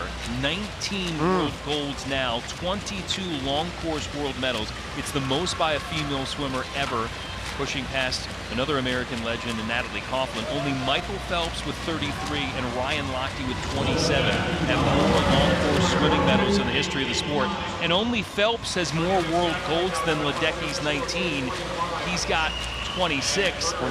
And Katie seems like she's primed for a few more of those world championships you'd expect. I don't think she'll ever, or anybody will ever catch Michael and his Olympic medals, 28 total Olympic medals. But I certainly do think that Katie definitely has a chance to be the most prolific world championship medalist at some point in her career. She's got 10 Olympic medals. And the one thing that she's real close on, individual world titles. 14 for her. Phelps has the most at 15, so she's only 2 away from passing Michael. Well, you got to figure that, you know, after dominating the 800 for 11 years, not losing that race for 11 years, she's probably got a pretty good chance to continue that streak. And now having the 1500 added as an Olympic event, 1 gold obviously in Tokyo. And the questions for her, Rowdy, as she starts to build for Paris. How does she fare here in this 400 now with the likes of Titmus, who bested her in Tokyo, and Summer McIntosh, the young Canadian teenagers on the rise? And does she keep the 200 free as part of her slate? Tough decisions to make, and maybe that's one of the questions we're going to ask her, because I have a feeling she's going to win this race for some reason, some wacky reason, Jason. I think she might just grab the win here. And what she has done so often, getting amazing separation from the rest of the competitors here.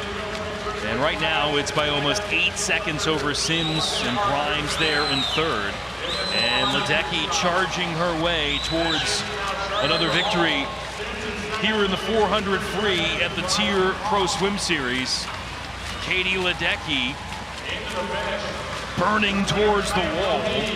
And just over 4 minutes here in the win. Looks like Bella Sims will end up in second, with Grimes coming hard to get in there for third, out touching Jillian Cox, who's there in fourth. But a win by over 8.5 seconds for Ledecky. Just making it look easy, like she usually does, out in 59 flat, 159 at the halfway point, back in 201 flat, basically coming home. Almost dipped under 4 minutes. She's been under 4 minutes more than any other swimmer in history. And there's the look of one great freestyler. Tell me that isn't just amazing to look at every single time. I never, ever, ever get bored of watching Katie Ledecky swim. Win for Ledecky. Sims there in second, Katie Grimes third, Cox in fourth, and Katie with another win here in Knoxville joins us. Katie, do you learn anything from when you swim the 400 IM at a meet like you did earlier and translating to other races? Does that help you change anything as far as race plan strategy? I don't know about change anything, but I'm definitely learning from every race, and it was fun to swim the 400 IM here, just do something different. And I'm a distance swimmer, so I can swim at 4 a.m. and it's good practice to just feel out a 400 like that as well. You know, you've been doing this for so long now at the highest level possible. Here we are in January, so early season. On top of what Jason just said, do you still learn things that you need to do, or is it you just kind of go through the motions in a race like this? Oh, I never go through the motions. There's always something to think about, and each meet I'm just trying to be better and better, and I feel like I'm in pretty good shape right now, and I'll just try to build off of January and move on to February. Katie, thanks. Thank you. Katie Ledecky, always racing, always learning, and always usually in front. Another win for Ledecky here in Tennessee.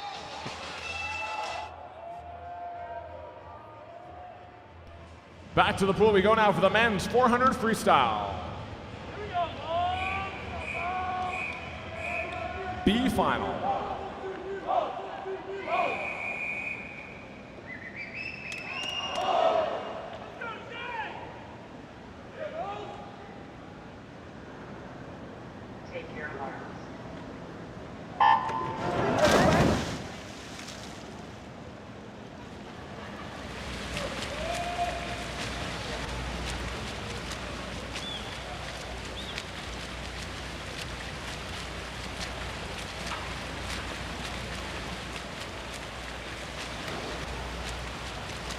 Lane number 1, Mason Mantares, Jason Zhao. Lane 2, University of Tennessee, Joaquin Vargas. In 3, also University of Tennessee, Rafael Ponce de Leon. Lane 4, Sun Devil Swimming, Jay Litherland. In 5, Sean Grishoff. Lane 6, University of Tennessee, Jack Little. In 7, Fast, Luke Whitlock. And 8, University of Louisville, Mario Sartori.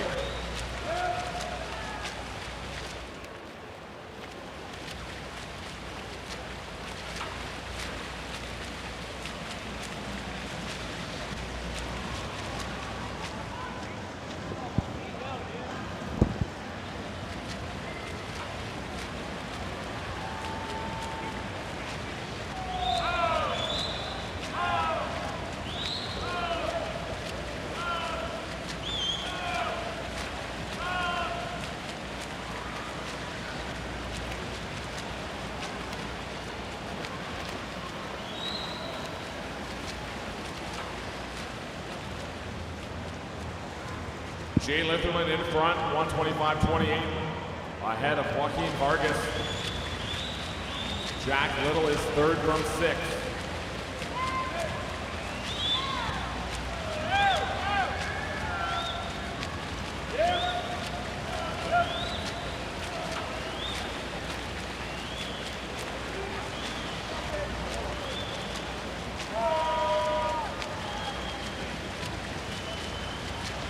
.200 to go, Litherland 155 flat, just under 6/10 ahead of Joaquin Vargas.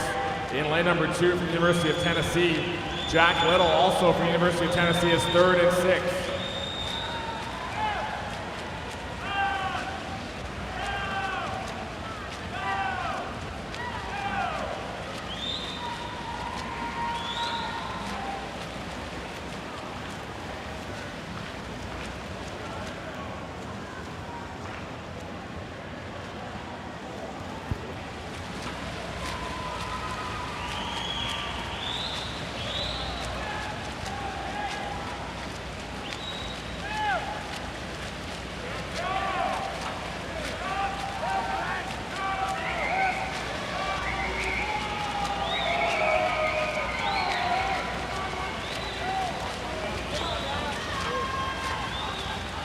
Jay Litherland now, 100 to go.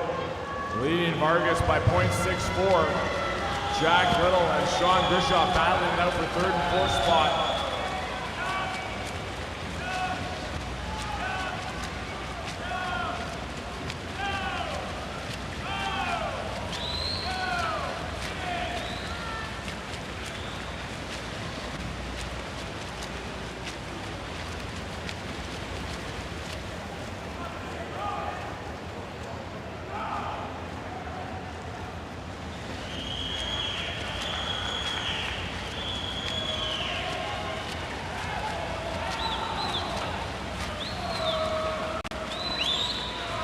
Jay Litherland trying to lead from start to finish.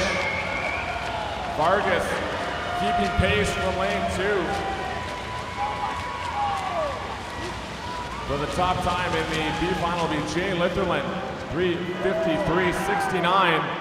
Joaquin Vargas, 3:54.41 second. And Sean Grishop at 3:57.56, touching third in lane 5.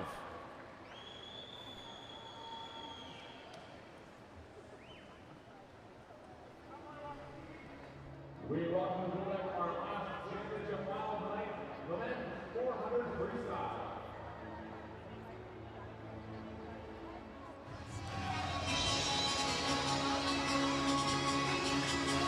Time now for the men's 400-meter freestyle final. Paul Biederman still has the world record. Carson Jensen the American record. And here in the house, how about the Olympic gold medalist in this event from Tokyo, Ahmed Hafnaoui, who stunned everybody coming from an outside lane to win that historic Olympic gold for Tunisia. Now training in the United States, going to college at Indiana, so making an appearance here. Michael Briniger, Tokyo Olympian in the 800 and 1500 freestyle, sporting the Ohio State swim cap. He'll be in lane 1. His return to competition. Next to him, Henry McFadden, who's had a phenomenal meet here in Knoxville, including that victory in the 200 free. The teenager will be in lane 2. Next to him in lane 3, Zane Grothy, two-time U.S. World Team member, 6th in the 200 free at this event for the 30-year-old. There's Hafnaoui, tops in the heats by about a second. Kieran Smith, who ran 3rd to Hafnaoui in Tokyo, the Olympic bronze medalist in this race from Gator Swim Club and Ridgefield Aquatic Club in Connecticut. They're in lane 5. Bobby Fink, his pair of Olympic golds in the 800 and 1500 freestyle from Tokyo. Certainly a threat in lane 6. Drew Kibler, 4th in the 200 free at the Worlds last summer. And Trenton Julian rounding out this field in lane number 8. And there's a look at Kieran Smith, world finalist last summer in Budapest as well in this event. And seeing what he can do here against Hafnaoui. And Bobby Fink, again, certainly his skill known in longer distances. Does he have the speed here? Again, we saw some of that speed in winning the 400 IM at this meet. Take your mark. Good field, Jason.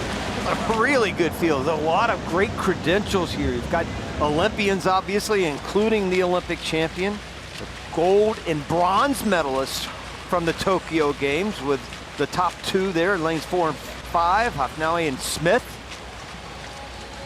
You've got Killer, who might be the best 200 freestyler the United States has right now. Bobby Fink, obviously you know his credentials. Double Olympic gold in Tokyo. I like this field. I like the way Hafnaoui is swimming right now, just because of what I saw in the 800 earlier in the meet, when he looked so good in that and winning that 800. Trenton Julian down in lane number 8.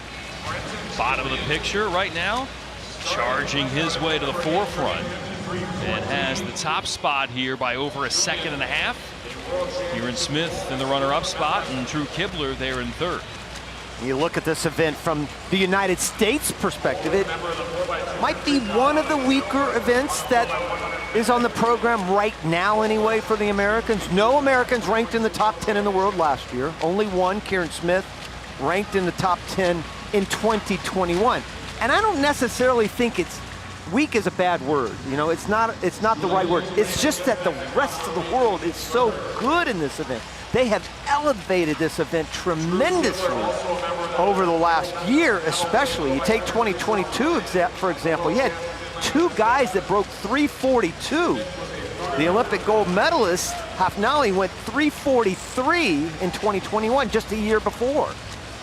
And for him, time off last summer, not swimming any big competitions and trying to return to form and back up.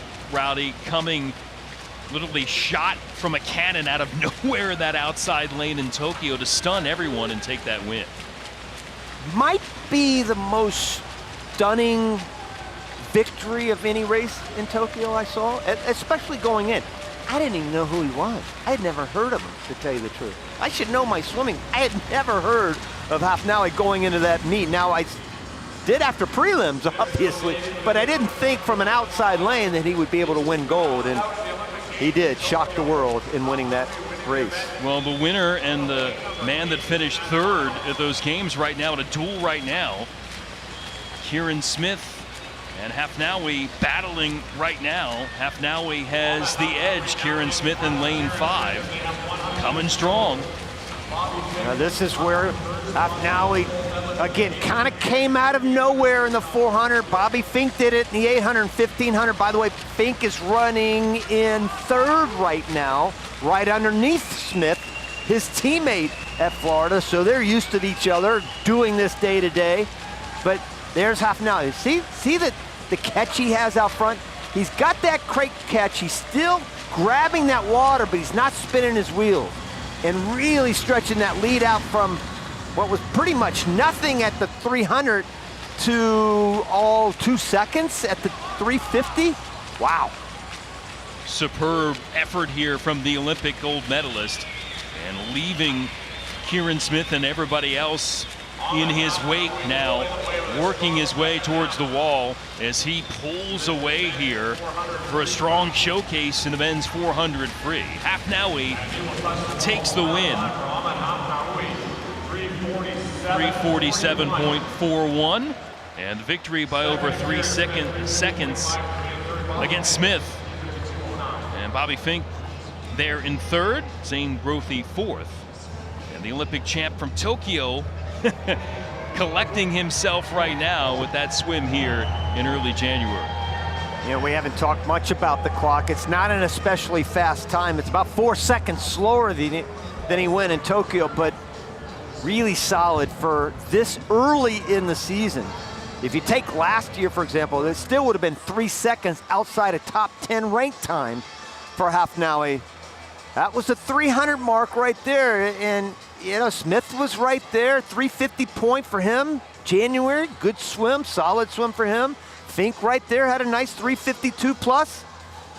But this was all about the Olympic champion and doing it really the last 100. He was just kind of biding his time, so to speak. That first 300 did what was necessary. That last 100 to grab gold anyway here in Knoxville.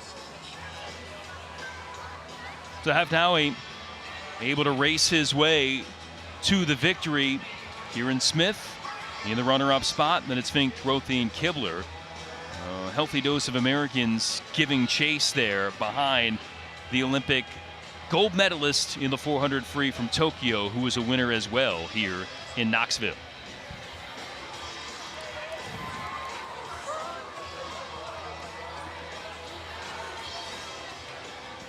Mama.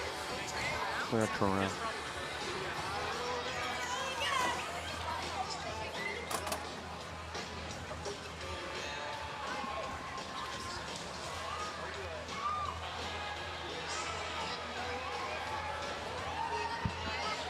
And here in Knoxville, a look at tonight's winners. Look at all my fans. Can you believe they're all here just to see me? Well, there they are here. Grimes and our guest here, who's got a nice crowd of people checking things out. Jason and Rowdy with Missy Franklin. Good to see you. Thanks for having me. It's so good to be here. I miss this. I know. We miss you, man. 5-time Olympic gold medalist, 11-time world champion here with USA Swimming Foundation. Do you look at this and get envious? Do you miss it? I do, honestly. I was sitting there tonight and I was texting my husband Hayes, and I literally just said that. I just said I miss it. You know, there's just, it's the little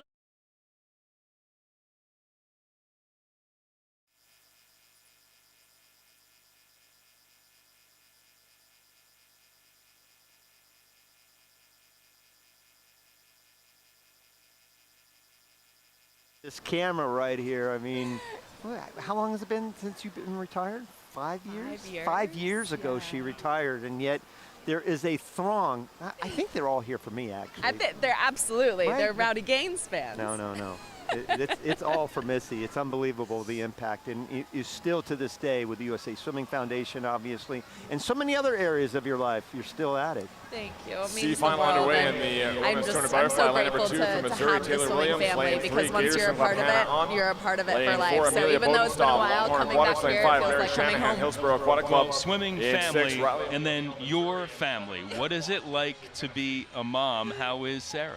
The best thing ever. Thank you for asking. She's doing so well. She's 17 months, and this age has been my favorite yet. I mean, her personality is just exploding. She keeps us laughing all day long. I am blessed with the best husband and father to do this life with, and she's just amazing. She's my best friend. You getting some sleep?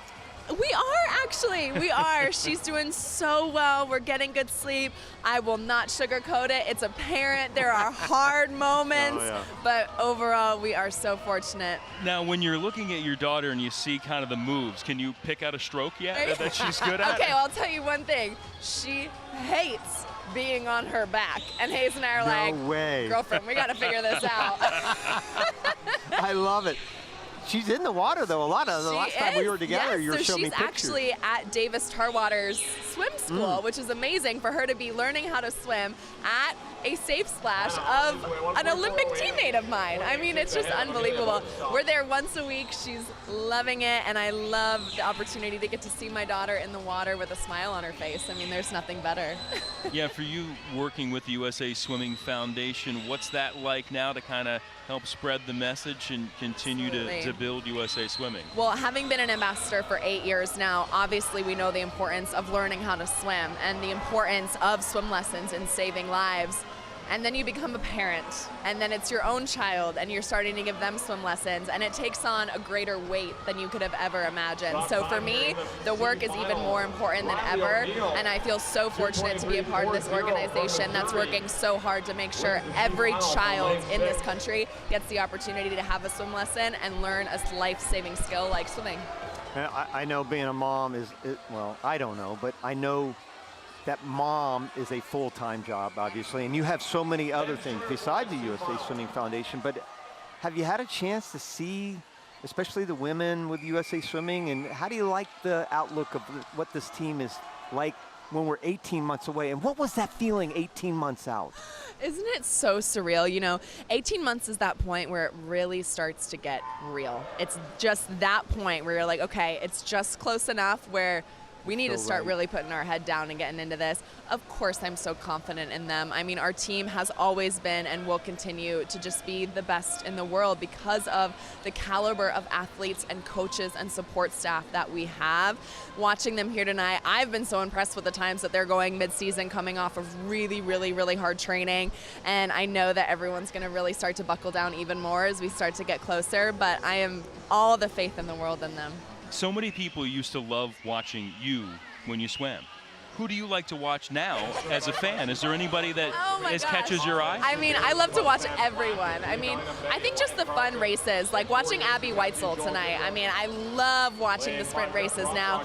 Watching Katie still, after all these years, her dominance just doesn't get old. Like, it's unbelievable. But it's like, you think you'd get tired of watching her be the best at what she does. On a race. And you don't. Like, it's just equally as awe-inspiring every single time, but also watching some of the youngers, watching Katie Grimes, watching Bella Sims. I mean, it is just so fun for me to see the future of our sport and have it be so bright. Again, not just with the times that they're going in the pool, but just the people that they are and how wonderful and the role models they are to now everyone that's watching them.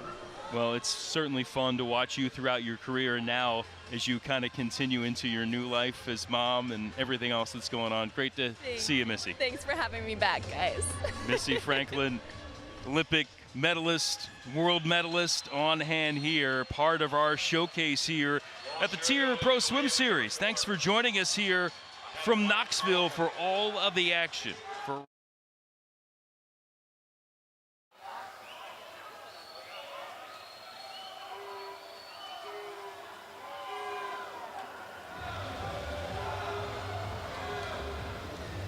Top time here at the final touches in the C final. Less than 2/10 between them. Joel Girardeau is the winner, 2:04.29 ahead of Wyatt Carlton. And third, Gus Rothrock in lane 5.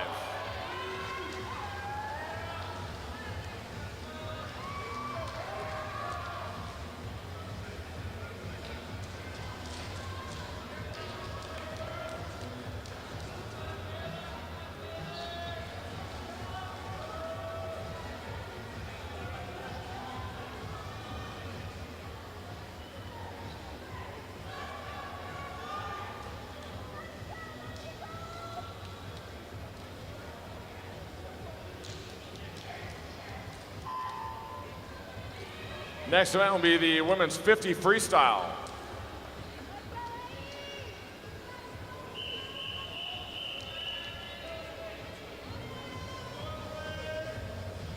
C final.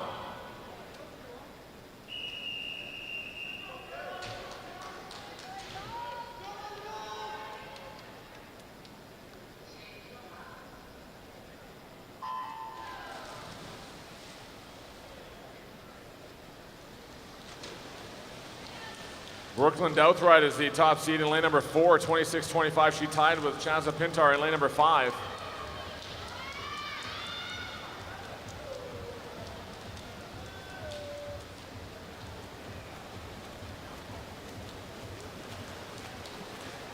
Top time in the C final, Brooklyn Douthright in 26:01. Caroline Barrett was second at 26:07. And third, Claire Weinstein, 26:16.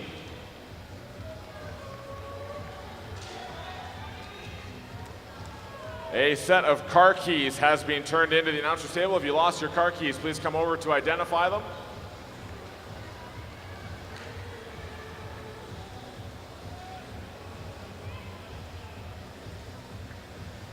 Next up, men's 50 freestyle C final.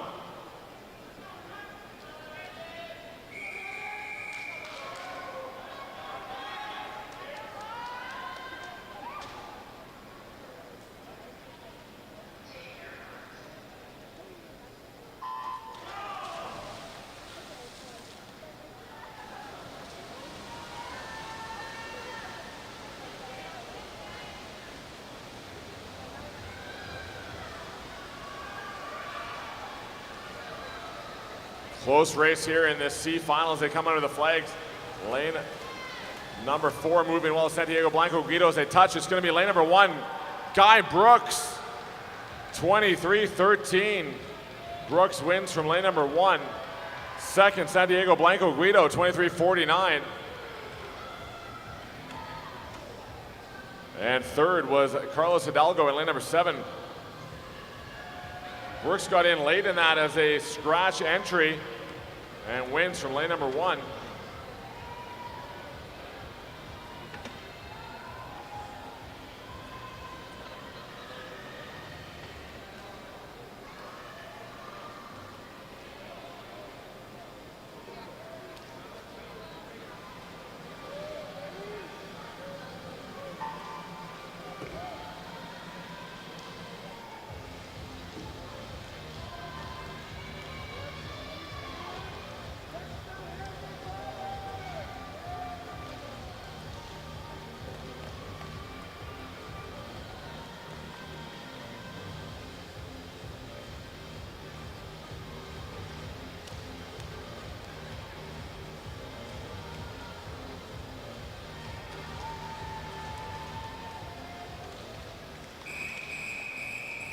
Women's 100 backstroke C final.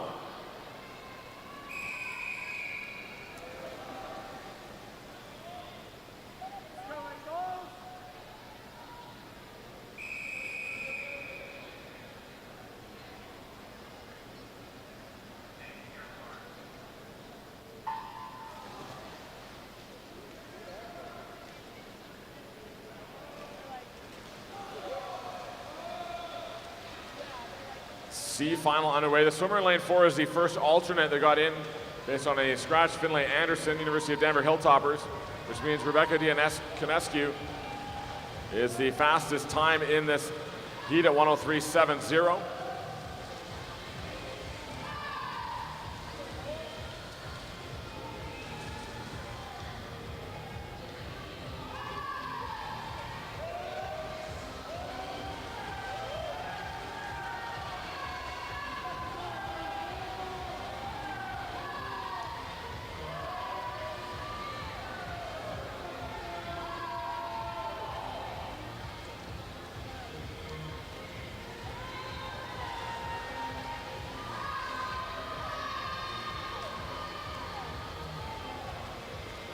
Top time will be on the outside. Haley McDonald, again from lane number 1, 102.81. Ahead of Jojo Rami. And Mackie Hodges third, 103.71.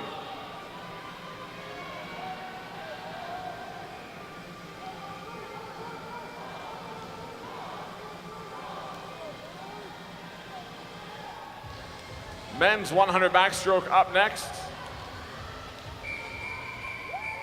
C final.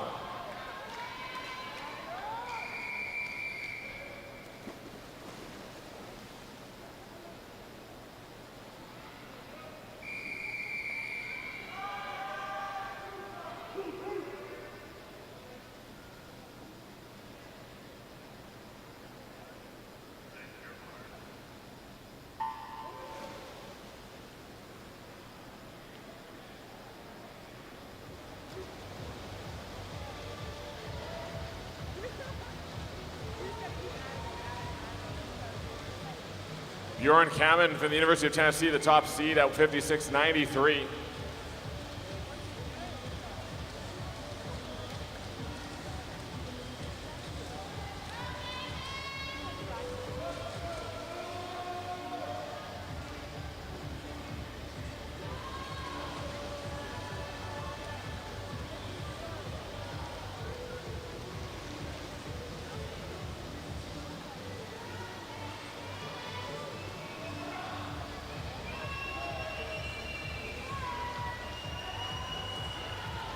Grant Buchensky in 5 has the lead under the flags. Here comes lane number 3, Christopher Thames, and it's going to be Buchensky at 56.71. Christopher Thames is second, 56.88, and Bjorn Kamen third.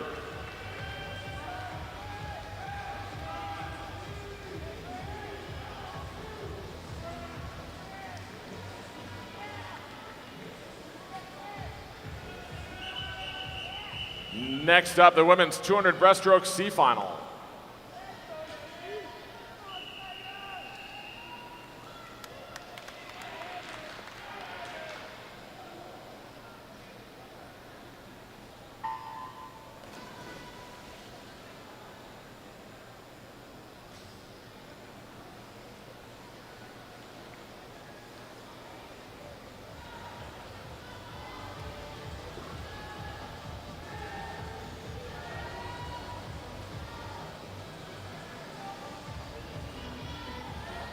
C final, women's 200 breaststroke, lane 1, Nation's Capital, Delaney Bookstein.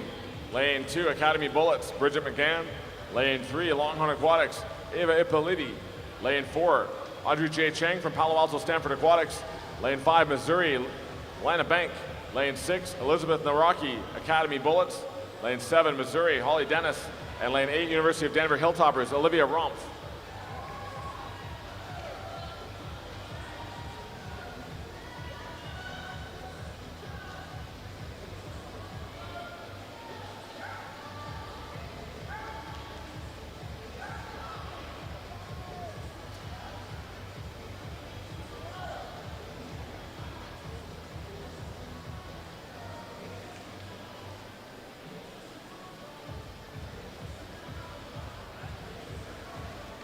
(1:16.20). Elizabeth Naraki leads the way from 6 ahead of Ava Ippoliti.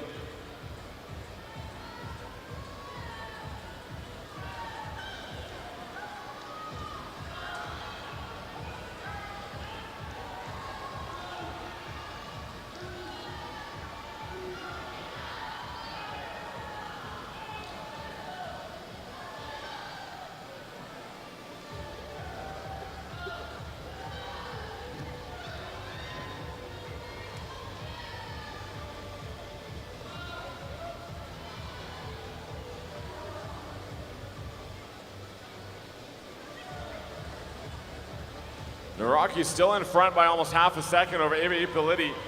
In third, Bridget McGann from lane number 2.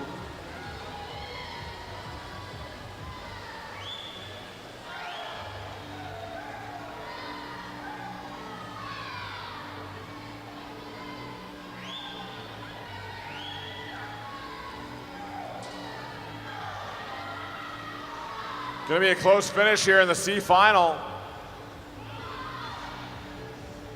Lena Bank moving well in lane number 5.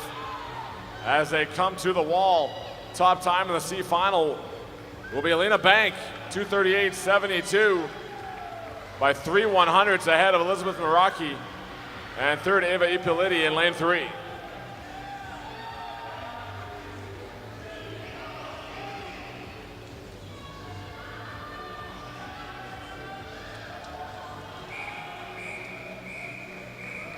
Men's 200 breaststroke C final.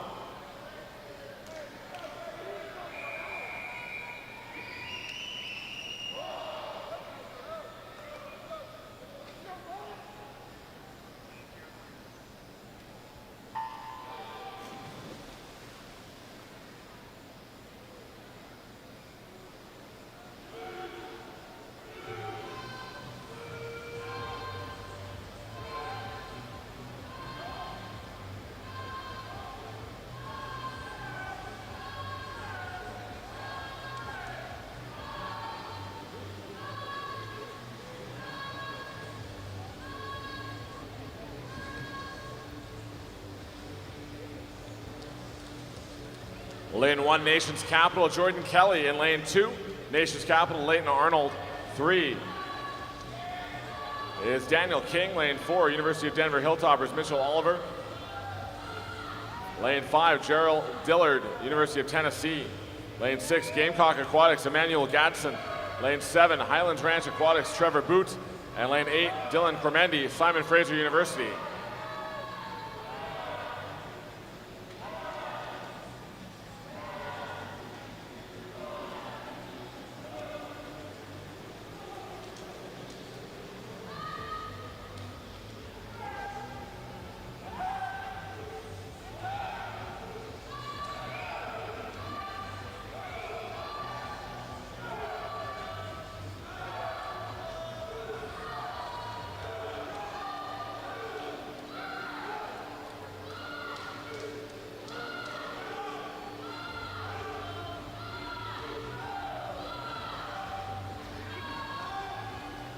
Mitchell Oliver in 4 will turn with the lead into the final 50, 1:43.67 ahead of Gerald Dillard.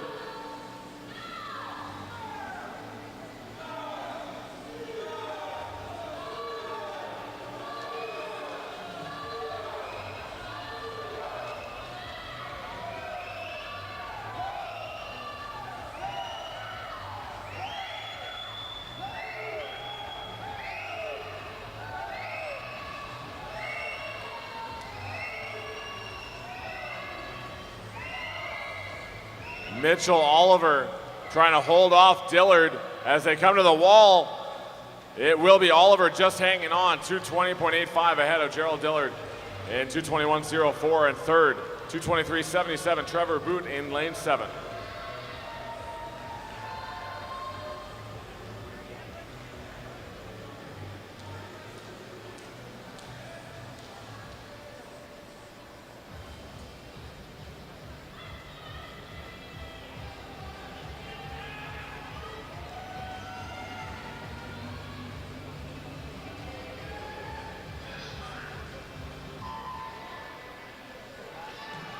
Our next event will be the women's 50 butterfly.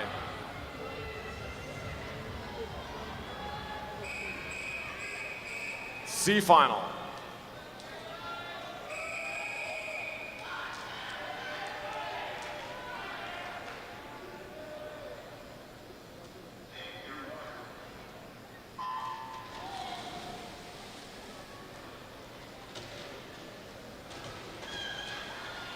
Right now on the concourse, Ryan Held signing autographs. Make sure you drop by for an autograph with Ryan Held. Signing now on the concourse.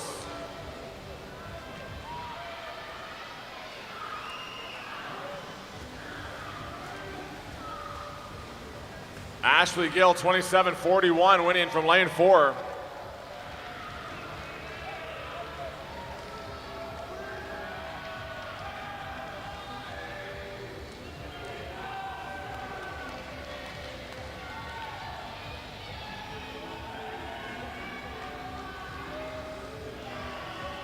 Thank you, swimmers.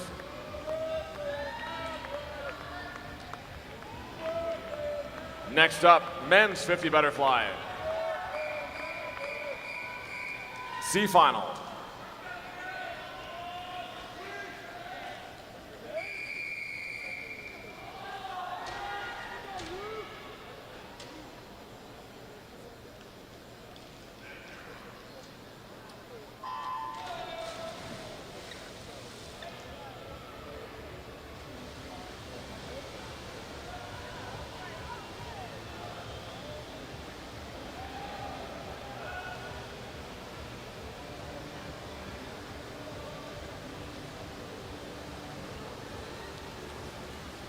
Top time in the men's 50 fly as they come to the finish already will be in lane number 4, David Curtis, 24:51. Ahead of Alexei Tarasenko and Ethan Harrington.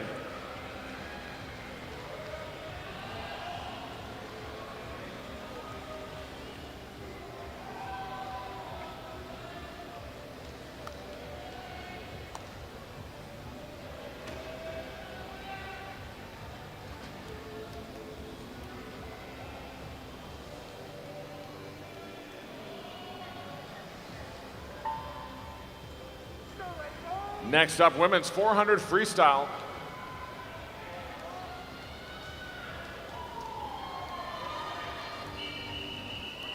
C final.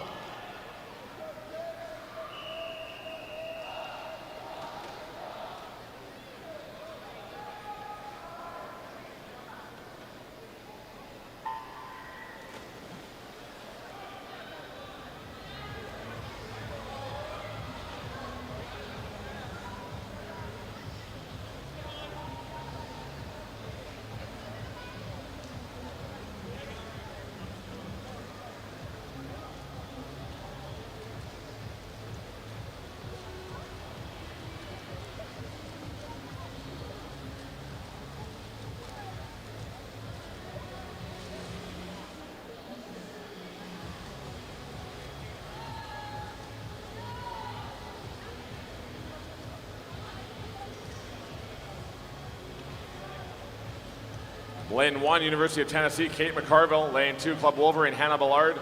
Lane 3, University of Tennessee, Claire Wynn. Lane 4, Lauren Wetherill, University of Tennessee. In 5, Maddie Wagoner, Jersey Wahoos. Lane 6, Brooklyn Douthright, University of Tennessee. In 7, Gator Swim Club, Lily Nesty. And 8, Highland Ranch Aquatics, Mila Nikarova.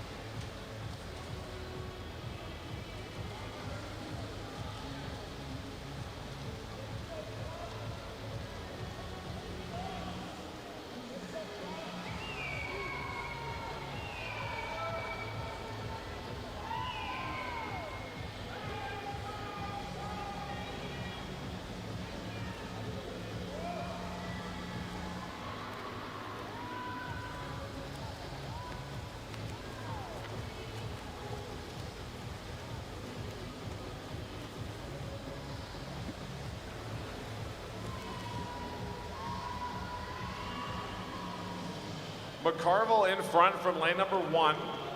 Claire Wynn is second.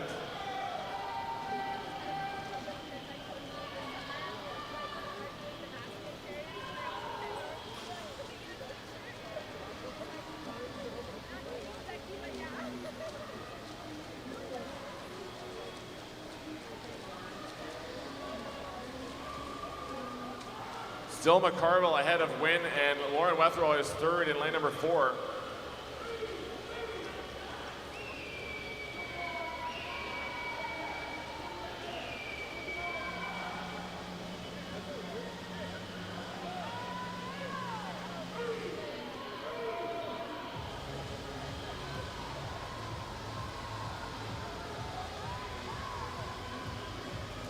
$100 to go. McCarville turns just ahead of Claire Wynn by 0.2 of a second.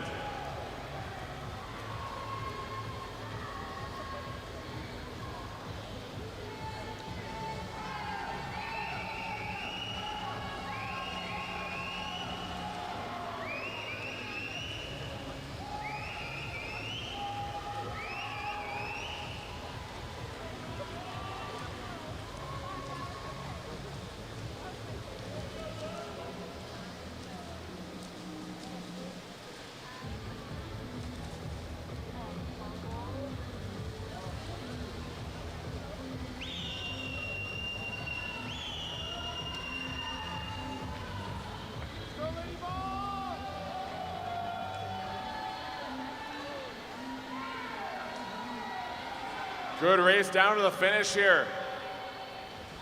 In its women's 400 freestyle C final, coming on strong in lane number 5 is Maddie Wagner.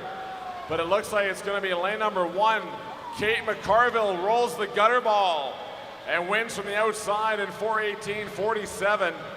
Second, Maddie Wagner at 4:19.07, and third, 4:19.17. Claire Wynn in lane 3.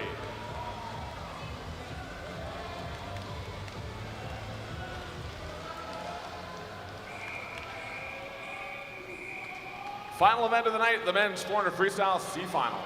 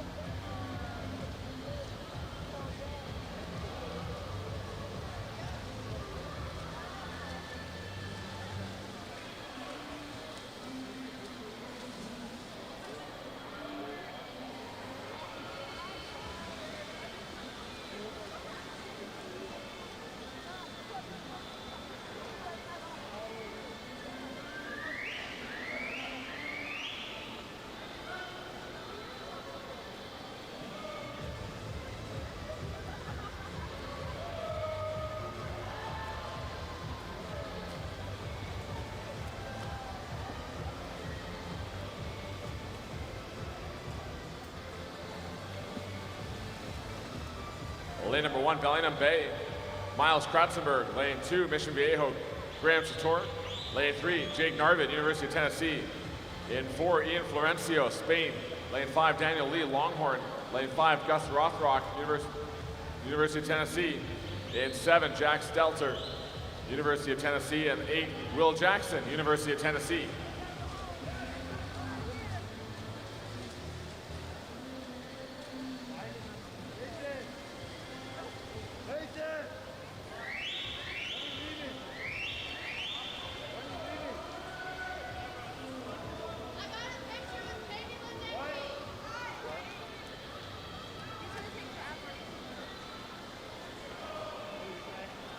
Ian Florencio leads the way, approaching the halfway turn at 200.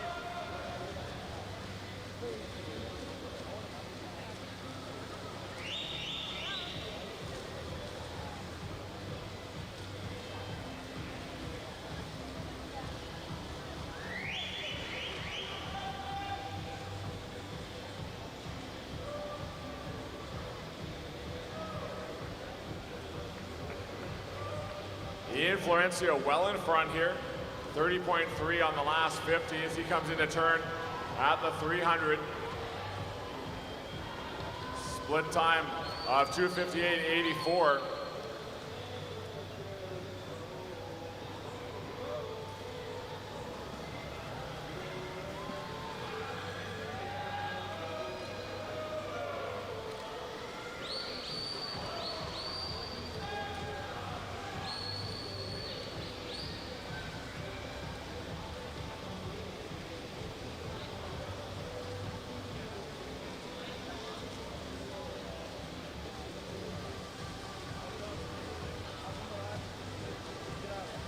race for second and third is a good one here. Jake Narvid in lane 3 and Daniel Lee in lane 5.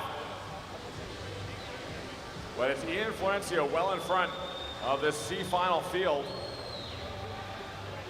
His time this morning, a 4:02.16.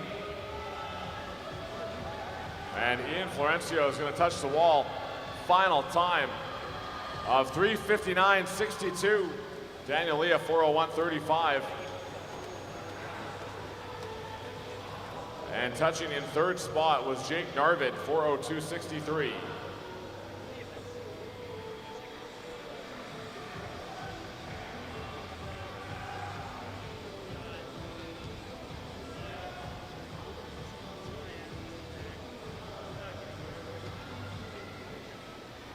That concludes our session here on Friday night of the TYR Pro Swim Series. One more day of racing to go.